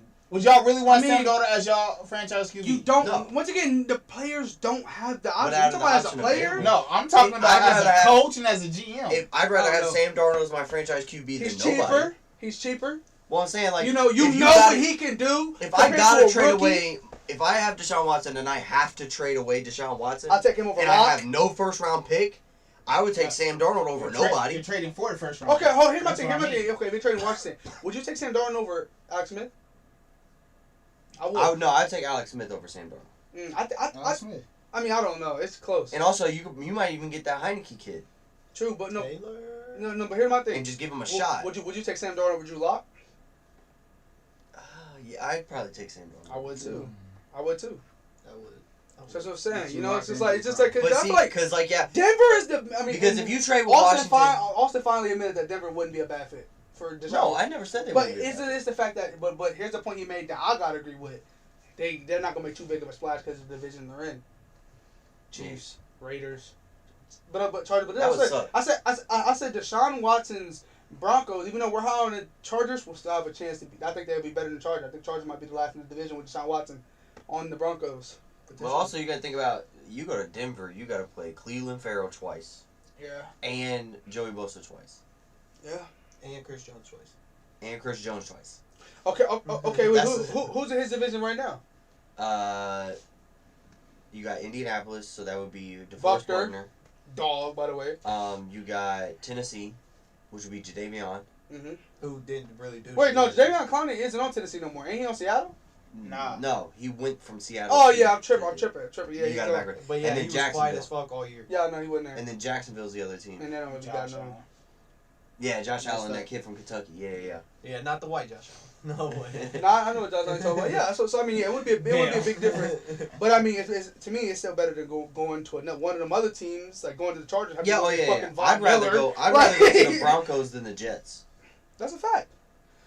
But I don't know, cause like I feel like if the Jets, nah, it's impossible. Yeah, there's no way they're gonna be able. There's no way they're gonna be able to keep their second pick. Yeah. And Deshaun Watson. If they The were, only- that's why I that said would be that. amazing. The only way they would be able to do that is if no other team offered them a trade and they gave away that. Or they give up all their picks in that draft. If you're Deshaun Watson, do Right. you try to have a say in who you want to go to? You Or do can't. just not You don't care. have- You have It's not no the NBA. choice. Because It's you're a a trade. Pro Bowl Let's be quarterback, so honest. you're going to start Let's be wherever honest. you go. Let's be honest. Unless it's certain teams. Anthony Davis tried to say, "Oh, I want to go to the Lakers. I want to go to the Lakers." He wanted to go to the Lakers because the Lakers. You know why they got pissed and just gave him to the Lakers? Because they were the only. All the other teams like Boston was offering stuff for him, but none of them. Nobody was giving them key players besides the Lakers. Boston wasn't giving up Jason Tatum or nobody like that. The Lakers, if you look at that Lakers team, they gave up Brandon Ingram, who became an All-Star by the way, Lonzo Ball, and Josh Hart. Those are all in the playing eight. The eight And that draft played. picks. And they give a draft pick. So you're like, it sucks. Like, damn, they're in the same conference as us. We I can't wanna send say- him all the way to Boston and not have to worry about him for a while. Which But is then weird that because draft all the way pick to become Boston's Jackson like 2 Hayes? states away, Yeah, I whereas California's like 17 Yeah. states away. So like Didn't all that the way to draft- Boston, but it's in a different conference. Is what he mean by all the way from No, Boston. no, no, 'Cause if they you did, look they on a did, map, they What did. did that draft pick become? I'm trying to think. I know the Pelicans draft pick turned into the Lakers getting the number 3. No, it wasn't the Pelicans. The Lakers got some draft pick. Remember they got the 3. Remember they got number 3, but they traded it away. Yeah. But the That's number when 1 they pick was the traded Pelicans pick. That was their pick. The I number 1 know. pick to get Zion. I'm trying to think what pick it was. I want. I think it was Jackson Hayes' pick. That's what. Yeah, that's what I Jackson just Hayes said. from Moeller. Well, he went to Texas, but he's from Moeller. I watched him play for me. I watched him dunk in Hamilton's gym and all that. But Anyway, shout out Jackson Hayes. But yeah, like as Deshaun Watson, you don't really have a say where you're going. No players do. and it's just to the I point know where they Deshaun do. Watson just says, Yeah. "I don't fucking NBA? care if I have to suit up. You know, NBA you For- really don't. I don't fucking care if I got to You know, if suit you up have for no the trade XFL. I just don't want to play for the fucking Texans." No, but once again, like I said, Anthony Davis, they didn't want to send him to the Lakers. But did he you wanted to guys go see there. what Andre Johnson, Arian Foster, DeAndre Hopkins Yeah, what all they've been said on saying. Twitter? Yeah. They No, was like, nah. it was Jack. What? No, I didn't see what. Oh, let me see. You have to pull that up for me too. Oh, I you didn't could have just see told it. me. Well, hold on. I don't want to misquote. Yeah, my whole body killing me. What you talking about? No, DeShaun got practice tomorrow. Oh shit. So you won't be practicing tomorrow? I mean, I'm going, but I'm not suiting up. No. Yeah. I definitely put a muscle on my back. They ain't got no. No, just say what it was though. Just say what it was. Well, basically, he just said that they ruin careers. Hold on. Let me Yeah. see. Yeah. I see that. I honestly see that. Oh. Right here. If I'm DeShaun, He said, "If I'm Deshaun Watson, I will stand my ground. The Texans organization is known for wasting players' careers. Since Jack Easterby has walked into the building, nothing good has happened in/for the organization, and for some reason, someone can't seem to see what's going on. Pathetic." That's Andre Johnson, the face of the franchise for years. I see that. I understandably see that. No, yeah. Finally not being quiet, too, because you noticed throughout his career, he didn't really... And DeAndre Hopkins quote tweeted that, and he goes, "When the legends or when a king's talking or when the legend's talking, you need to listen." Nah, but, basically agreeing with what he was saying. But one thing he's known for is fighting the Tennessee Titans cornerback. Well, that was one game. I know. Ivan Johnson's known for solid play. For not me. Not me. That's the only reason I know him. But I know him as not just a Texas player, but going before that his college career, going to college at Miami, where he was part of one of the best teams. No, I believe he was good. Like you know, I mean he was right. No, yeah. I mean 2,000. Well, how many 1,000 yards? 1,000 yards did he have? 1, 2, 3, 4, 5, 6. Out of how many years? Wait, 1, 2, 3, 4, 5, 6, 7. Okay, he had 7 out of 14. 14 years. So. And then I mean, there's ones that are like 976, 936. But also look, wait, games. Look, 9. He had 9 here. He had 851 yards. 851 yards in 9 games. Go back to 2007. 4. Wait, what? 2007. He played 9 games, had 851 yards and 8 touchdowns. Damn. That man was a dog for real. In 9 games, bro. Damn. And you gotta look at. He missed 7 games and still had good ass numbers for that year. And y'all also gotta look at who the fuck was his quarterbacks. And look at his catch percentage. Yeah, I know. That's what I was just looking at. 69.8 catch percentage, bro. On his career, it was a 61. That's really good. That's wild. You want to see something else? That means like targeting to where like balls way over your head. You know way you're catching that goes to your catching percentage, yeah, which sucks because like that's bullshit. But like you want to see some crazy shit? Because like they'll be like you're running a route, Jeffrey, you're running a hitch, and he throws like 30 yards above your head, just throwing it away. That's a target to you. So then that goes into your catch. You're like, damn, dude, just throw me the ball. Let me see what. At that point. Damn, that's a lot lower than I thought it was gonna be. Who is this? Anquan Bolden. He only had a 61.9, which is still good, 62%. But like I was, hold on, I want to see. Austin, like I was just telling to Jeffrey though, and you know this as a receiver, that catching percentage is targets to catches, whereas like you're running a 6-yard hitch route and throws it 30 yards over your head. That's a good one. He's one of the. Which website was it? Keep going down. It's a Pro Football Reference, right there. Down that. They have down. You hear me, Austin? What? So you run like a 6-yard hitch route and he throws it away. That was 2020. He throws it away 30 yards above your head. 61.3. Yeah, so bro, look at 2016. Look at 2014 or 15. Wait, where? 75. Oh my! Hey, look, 72. Damn. 93. Sorry, now I'm looking at the. I was like, damn. Hold on, but go to where's drops? They got drops on here.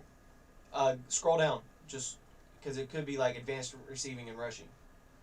Drop 2, 0, 1. And those are only 2018, 2019, 2020. So that means before that he didn't drop any. No. I don't think that's what that means. So he's still on a pass in his career. Shout out. But the thing is, like, Larry Fitzgerald has 8 drops in his entire career. Like, that's what is going around. And I was trying to see if they had. No, that's true then. Wait, matter of fact, no, I don't know. Because that has only got 3. Yeah, these are just these years too. Right. The Wednesday following the week's games, the advanced stats shown here are updated. But also, this is since. It says since. Yeah, since 2018. Yeah. See, I just wish they had drops on here. I'm trying to look for it. No, but hold on. What's the year he had a hella high 75? How many games did he play? He still played all 16 too. So it's not like he played 4. That's crazy. Like I was trying to explain to Jeffrey. The thing about a catch percentage that kind of throws me off is like you run a 6-yard hitch route, the quarterback scrambles out the pocket, throws it 30 yards over your head, but that's targeted to you, so that drops your catch rating. Go to the years. So, from 2003 to like, I'm looking for the quarterback. All right, from 2002 to 2006, David Carr was his quarterback. Okay, not the greatest. Not the greatest. He didn't have the greatest quarterbacks. You said David Carr? On the 2007 on with Matt Schaub, right? Pretty sure, yeah. Matt Schaub was okay. Yeah. He was alright. I'm saying, like, a lot of these guys... Right. A lot of these guys definitely, didn't have any Pro Bowler quarterbacks for real. Right. But he still put up those type numbers. Like, that's scary. No, okay, I think... Back 1,500-yard seasons. No, I think... Multiple 100 receptions. I think, yeah, he's definitely a great guy, but I think Texas do... Well, I think it's just the unfortunate situation that Texas have been in. I mean, you could say a lot of teams have ruined certain players' careers and stuff like that, but I think Texas have just done it more. Yeah. Look at Arian Foster. Really, I feel like J.J. Watt. J.J. Watt. J.J. Watt was the best defensive player in the world, and he has, like, what, 1-2 playoff wins in his career because of the When was their last good defensive back? Tyrann Mathieu. Yeah. Yeah, they had the Honey Badger. Not for long, though. Yeah. Yeah. For a year. I was gonna say, he was there 1 year. Oh, yeah, it was just for a year. Yeah, they went to Arizona. Yeah. Before that, And then he went down. He's on. Because, yeah, he was in Arizona. Yeah. He was in Arizona for the majority of his career. So what was the dude that used to play for the Bengals? It was like Jonathan Joseph. I think so, yeah. Yeah, it was Jonathan Joseph, yeah. Damn. I don't like Jonathan Joseph. What's wrong with Jonathan Joseph? Because everybody said he was better than Leon Hall. The same thing as Austin made me hate fuckface. Who? Emmitt Smith. Can't believe you made me say his name. Because Austin would always. Because he's the all-time rushing leader in NFL history. You don't think Emmitt Smith is good? I don't think he's as good as Barry Sanders. I want to get in that. No. Hold on. That's for a different I actually want podcast. to say this. Honest truth. If Barry didn't retire, Emmitt Smith wouldn't have the rushing record. Honest truth. I disagree Honest truth. Okay. Emmitt Smith's first contact was 4 yards down the field, and Barry Sanders' You have first the contact was 4 stats to yards back back. that up. All right. Emmitt Smith I'll even pull said that it bitch up. himself. I'll pull that bitch up. Hold on. I'll pull Emmitt that bitch Smith up. even said it himself. Okay. Hold on. After this, I want to dive back into the Saints. Look at yards before contact. Hold on. Guarantee Emmitt Smith is way higher than Barry because Barry was getting hit in the backfield as he's getting the ball and still scoring touchdowns, whereas Emmitt Smith was getting hit by safety 7 yards down the field. We also don't. Hold on. Rushing yards, obviously Emmitt Smith. Hold on. Yards before contact. That's what I'm looking.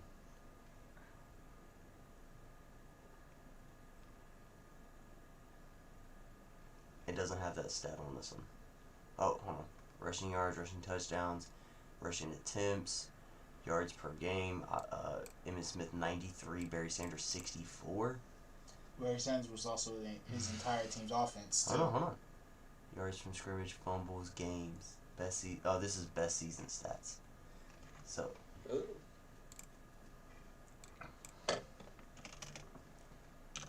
Yards before contact. Let's see. Oh, I don't think that's it. No, that's not it.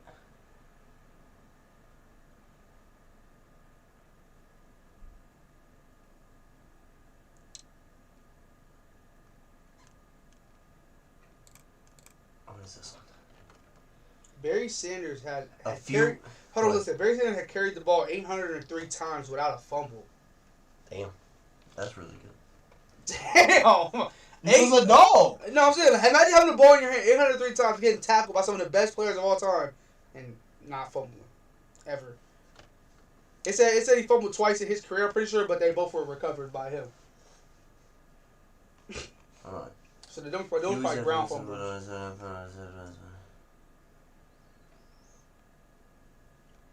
Yeah, I could have ran for 1,200 yards behind those guys. Will Smith's induction to Hall of Fame this weekend now seems like a good time to revisit the issue. Of course, we can't just take Smith out of the Cowboys' offense at his prime and insert him in a mediocre one to get reliable new stats.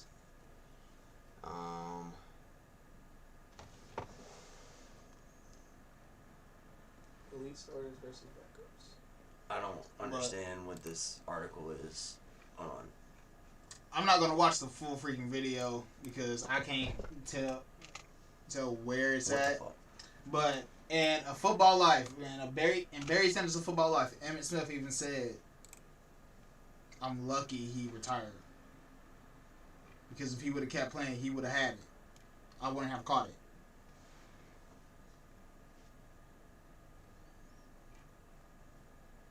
I don't think yards before contact Scroll down. Is a stat. There's like advanced rushing.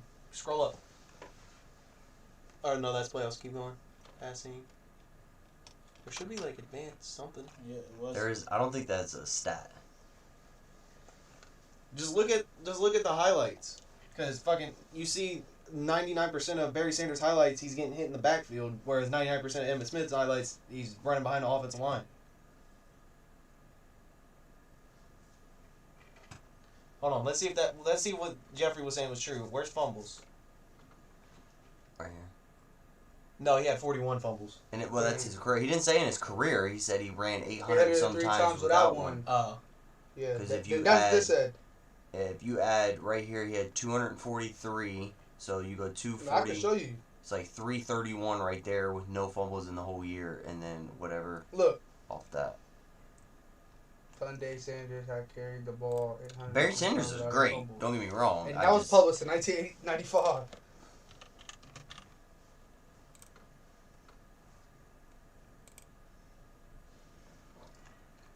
All right, so here we go. Barry Sanders. It looks like they took their best 3 years, or at least from this. I think it's the area. year they started, and then the highlighted is their best year. Both were all in. Oh, this is in college. Oh. That's why. This is in college. All right. So Barry Sanders. Here is the awards that they got. They both got one MVP. Yep, both got one MVP. Both got one Rookie of the Year, but Barry Sanders got 2 Offensive Player of the Years. They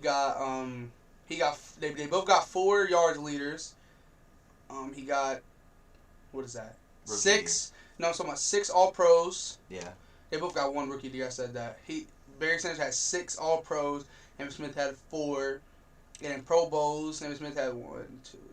Barry Sanders had 10. We know that. Wait. 8.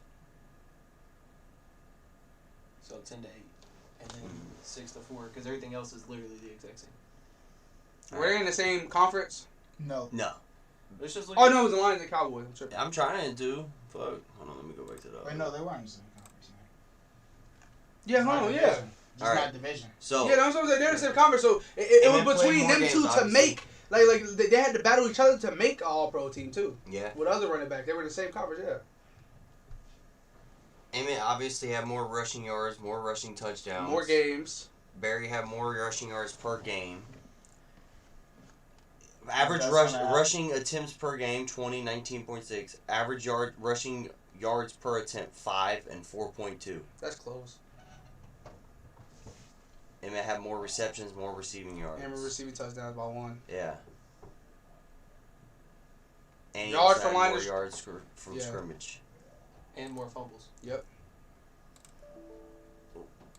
I mean, come on now. He won 8. He carried the ball 800. Barry said it carried the ball 803 times without 1 fumble. So. But yeah, I always will, in my heart of hearts, believe that Barry Sanders is better than Emmitt Smith.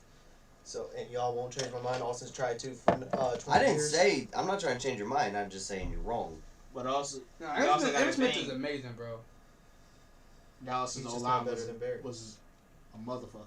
Yeah, I know, yeah, offensive lines really do matter. Can I point something out to you guys? Every single starter on that offensive line was inducted to the Hall of Fame. Not just that, but I point something else out to you. When you look at the Dallas Cowboys and Emmitt Smith during the 90s and late 80s and stuff, what was their offense? Emmitt Smith, Troy Aikman, Michael Irvin. Also, I want to point something out to you guys. Nobody, as a rookie, signs a 10-year contract with one team, so Barry Sanders made the choice to stay in Detroit. You can't penalize somebody that made the choice to stay there. After 4 years, your rookie contract's up, and he chose to stay around for another 4, and then another 2 after that. No, so he signed 2 6. contracts.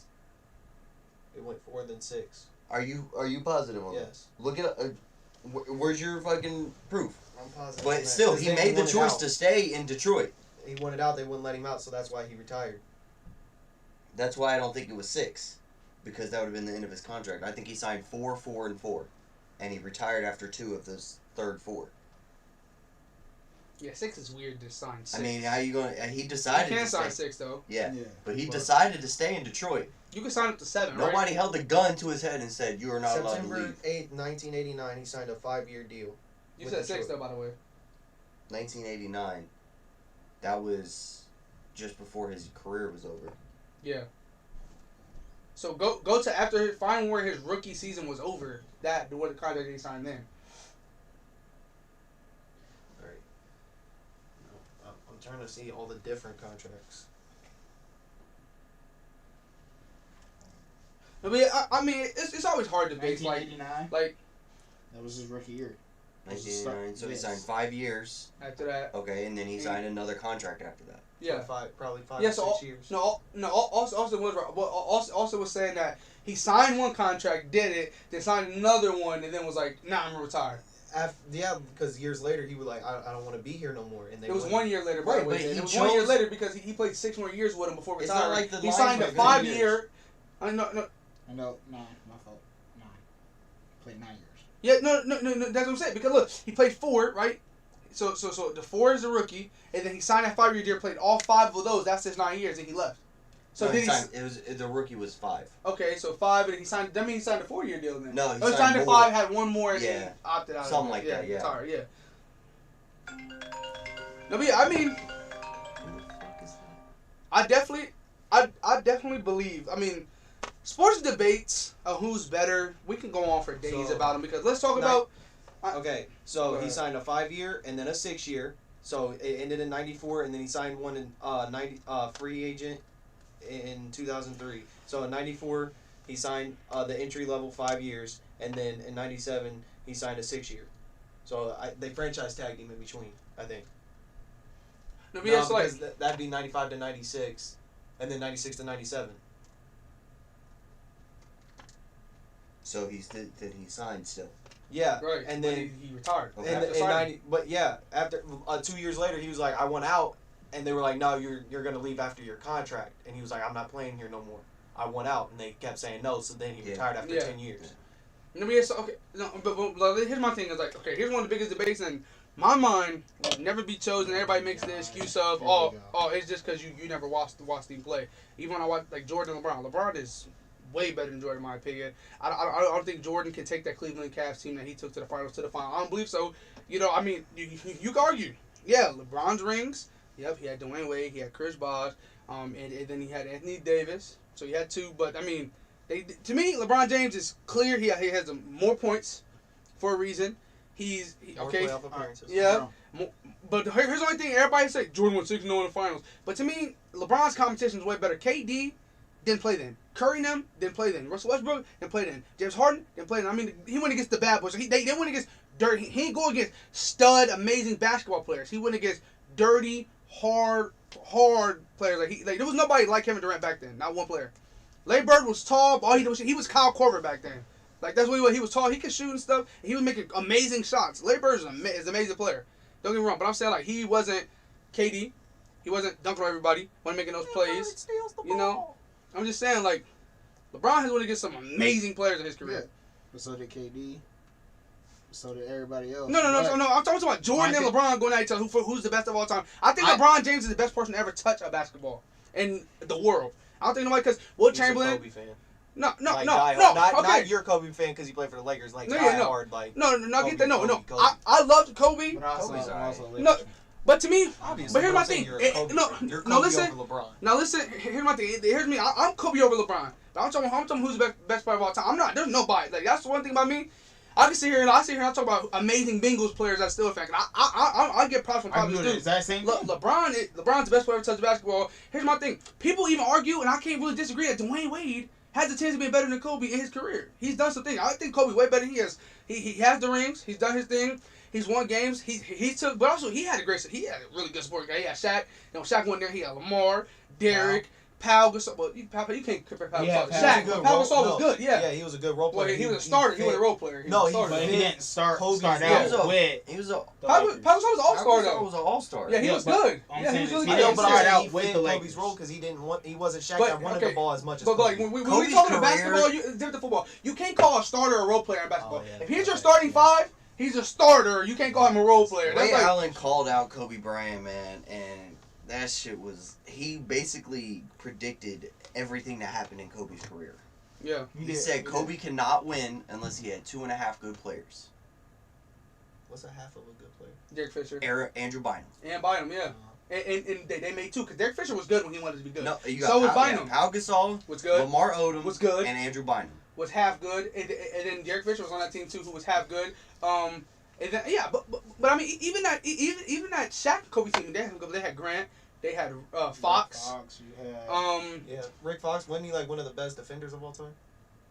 I wouldn't say of all time. Not one of the best. He was one of the best at that time. And also, you 2004 when they didn't win, when they lost to Detroit, you had Karl Malone, Shaq, Kobe, Karl Malone wasn't Gary Payton. It wasn't the same Karl Malone. He wasn't the same. It's not the same, but he wasn't. He was better than the Heat Malone. He wasn't a bum. Yeah. He was better than the Heat Malone though. Yeah, he wasn't a bum. Yeah, but I'm saying he was he was a a shell of He the was Jazz. He was better than Shaq on the Cavs.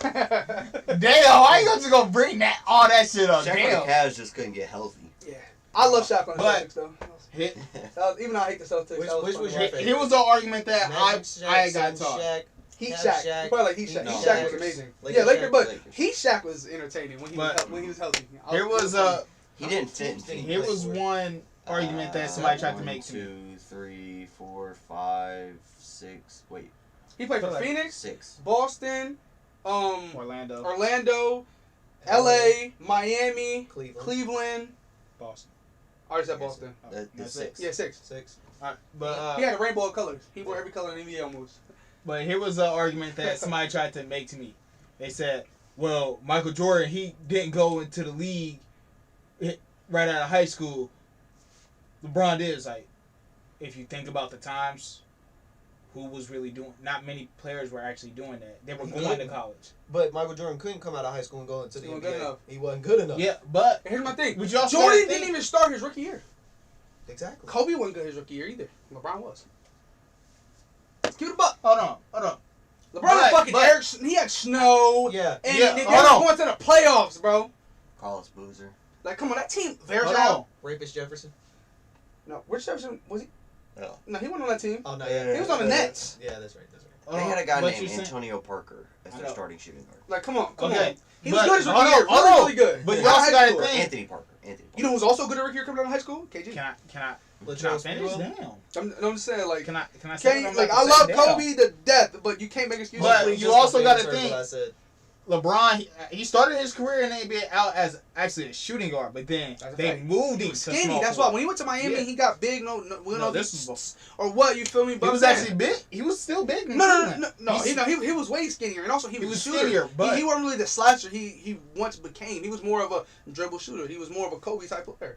Want to be honest? And when he played for young LeBron was amazing at shooting threes. Now LeBron's back getting to shooting threes, but we talking about that when he were the return to Cleveland. LeBron wasn't that good of a shooter. His free throw percentage plummeted horribly. His 3-point percentage wasn't the best, but he was a slasher. But young LeBron was one of the best shooters in the league. Did y'all hear what I said though? He was like, he was good his rookie year. I don't know about that, and you guys was listing names. I was like, Latrell Sprewell. He was Right. good until he started choking coaches. Now, didn't Dick Sprewell average like 6 points his rookie year though? I don't think he was too good. I don't know. He was good, But- but Yeah, I know he was a solid player. Until he started choking coaches. But going back, but still, if you think about during the times, you weren't really going to the NBA right out of high school. Oh yeah, for Jordan, yeah, definitely. Yeah, that's why Yeah. that's an argument that's invalid because like- you had to go. But You like- were going to college and Here's my gonna mindset. play. Here's my mindset on that. If he would have, Jordan wouldn't have been in the league. He would have got cut from teams. All that. He wouldn't even have That got North drafted, Carolina though. helped develop him, and even when he was a rookie, Jordan wasn't making that much noise as a rookie. Too much. He wasn't. But you want No. I'm still saying compared to like LeBron was balling. But once again, when LeBron yeah, came in the but league, you it also was got to tough think teams. the social teams. media aspect did help LeBron. He was already fact. dubbed. He was already dubbed the chosen one in high school. But okay, I get that. When you're but already also- dubbed the chosen one in high school, you're gonna have that much media hype and everything. Yeah. That's the difference. That's a big difference. But But they didn't have that much social media back in the 80s, early 80s. Well, also LeBron's gonna be. If he has the chance to lead 2 statistical categories when he leaves. Like he could lead in all-time points and all-time assists. That was a small forward. You're supposed to be able to pass, shoot. No, Well, I'm did saying, you but- just say you're supposed to be able to pass a small forward? Now, because he made it like that. Back in the day, no small forward passes. Kobe was a shooting guard, and he didn't pass. Like, the small forwards did not pass back in the day at all. Larry Bird was not a passer. I don't know if you can say Michael Jordan wasn't making noise his rookie year. He averaged 28 points a game. And No, played, hold on. played all 82 games. No, Jordan was good his rookie year, but I'm saying LeBron could retire with leading, I got it have right more points and Yeah, assists yeah, than 82 anybody games, in and NBA then all history. 8 points, Yeah. 28 points. No, I'm pretty sure the first. No, but also I'm pretty sure like did he start all 82? Yeah. Yeah. And then the next year, that's when you was thinking Yeah, about yeah, the next that's year when when he he fell got off, hurt. yeah. Yeah, when he got But- hurt. But He also got hurt LeBron didn't get hurt. LeBron waited until he was 30-some years old to get hurt. He wasn't hurt early. LeBron came out balling. No, I want to keep talking about this debate. Cause look, no. Here's my thing. Like, it's not even comparable. Cause like, I feel like you put Here's my thing. Everybody talking about, oh, it was tough for LeBron. Flops it's a lot. So You know weird to that? say. Like, it's so weird to see. Chicago did not play minor league baseball. Chicago did not play retired. Washington. Like, it's so weird to see the holes in his fucking... No, but yeah, so, like, I mean, my thing is like, when it comes to LeBron, like, to me, it's not even comparable. You can't put anybody close to him. He like, all the arguable players, with Kobe, Jordan, he's got more points than him. Got more assists than him. So it's like, you can't compare him. Like, you can't. He's higher than them. You feel me? Now, okay, win percentage in the finals. Yeah, but they weren't going against KD in the finals. KD, Steph Curry, Clay, Draymond. They weren't going against those teams. Would you guys... They weren't going against that Spurs team. But they weren't going against Spurs team. that's They true. were going But against... if you think about how basketball did develop, back in the day, it was would a you... different style and different style of... But yeah, so good players back then were just dirty-ass players. In his day, Not- Dennis Rodman, he would have been good. He would have been a great rebounder. Don't get me wrong. But he wouldn't have been no big... Oh, my God. I want to be like Dennis Rodman. No, he wouldn't have been a big name because he wouldn't have been able to bump. He'd have got ejected. He would have been like, basically, DeMarcus Cousins. DeMarcus Cousins couldn't shoot or score. Think about that. I mean, I know Dennis Rodman could score, but think about that. That's what he'd be like. You know how he kept getting ejected and all that. That is Dennis Rodman's career. He wouldn't be much. Let's be honest. He wouldn't. Scott Pippen would still be valid. He was a scorer. I think Jordan still be valid. Ish. In this era. He would not be 6-0 in the finals. You said Dennis Rodman could score. His career average points per game was 7. No. But I'm saying, like, he was able to put the ball in the hoop some, but he was a rebounder. I'm saying, like, he still He was probably would more have of rebounded a the ball. defender and a rebounder. That's Yeah. it. But also, to be honest, like, he would have been took out the game. Him having to go stand next to the He's more 7-footer of a at the 3-point line all game, it would have been tough for him. Oh, this is just stats. I can't say that. Never mind. I was going to say he was more of a rebounder because he averaged 0.7 steals in his career and 0.6 blocks in his career, but 13 rebounds. No, he was a rebounder. He was a rebounder. And that's what made it amazing. He was only what, 6'7", and that was short back then. 18 rebounds. Like averaged in this season 18.7 rebounds. But back then 6'7" was small forwards. Right. That was all it was. They were not 5s. He was a 5.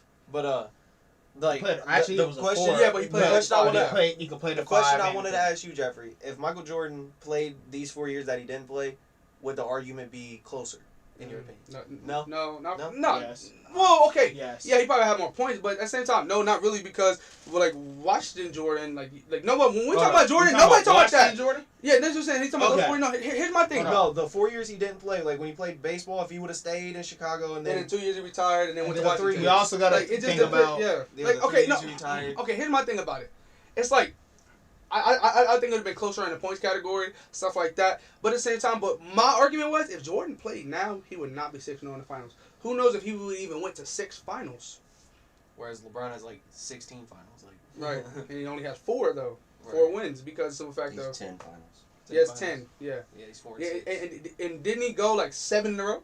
9, I think. I think it was 8 in a row. Yeah, 8. Yeah, it was in between what I said, but yeah, like literally. Yeah, he said 7 or 9. Yeah. I was like, damn. No, yeah. So like, no, I mean, like, it's just what LeBron does is amazing. I'm standing by this 100%. Jordan would not have been 6-0 in this era, like not even close. If that Bulls team, so he's on the East. The crazy thing is, in the 10 finals LeBron's been in, there's only been 1 year in between where he didn't. He went 2 in Miami, he went 3 in Miami. Yep. 1-2, lost 1. Wait, so he didn't go in 2010. Then he went to Miami, went all 4. Should have went into. Went back to Cleveland, every year he was in Cleveland. Went to LA, missed the 1 year, and then went back the next year. Yeah. He should have went. He hasn't missed 2 years in a row. He should have went in 09. To me, no, yeah, but the finals should have been in 09. It should not have been Lakers, Magic. It should have been Lakers, Cavs. That Magic team was good though. It was a good Magic team. It wasn't better than LeBron's Cavs. It wasn't better than the Cavs though. No, That's what I'm it saying. wasn't. No, okay, but here's the point I was making. So Jordan on the East, okay. You take that 7-10 Bulls team who they went 7-10. They won it all though. 7-10.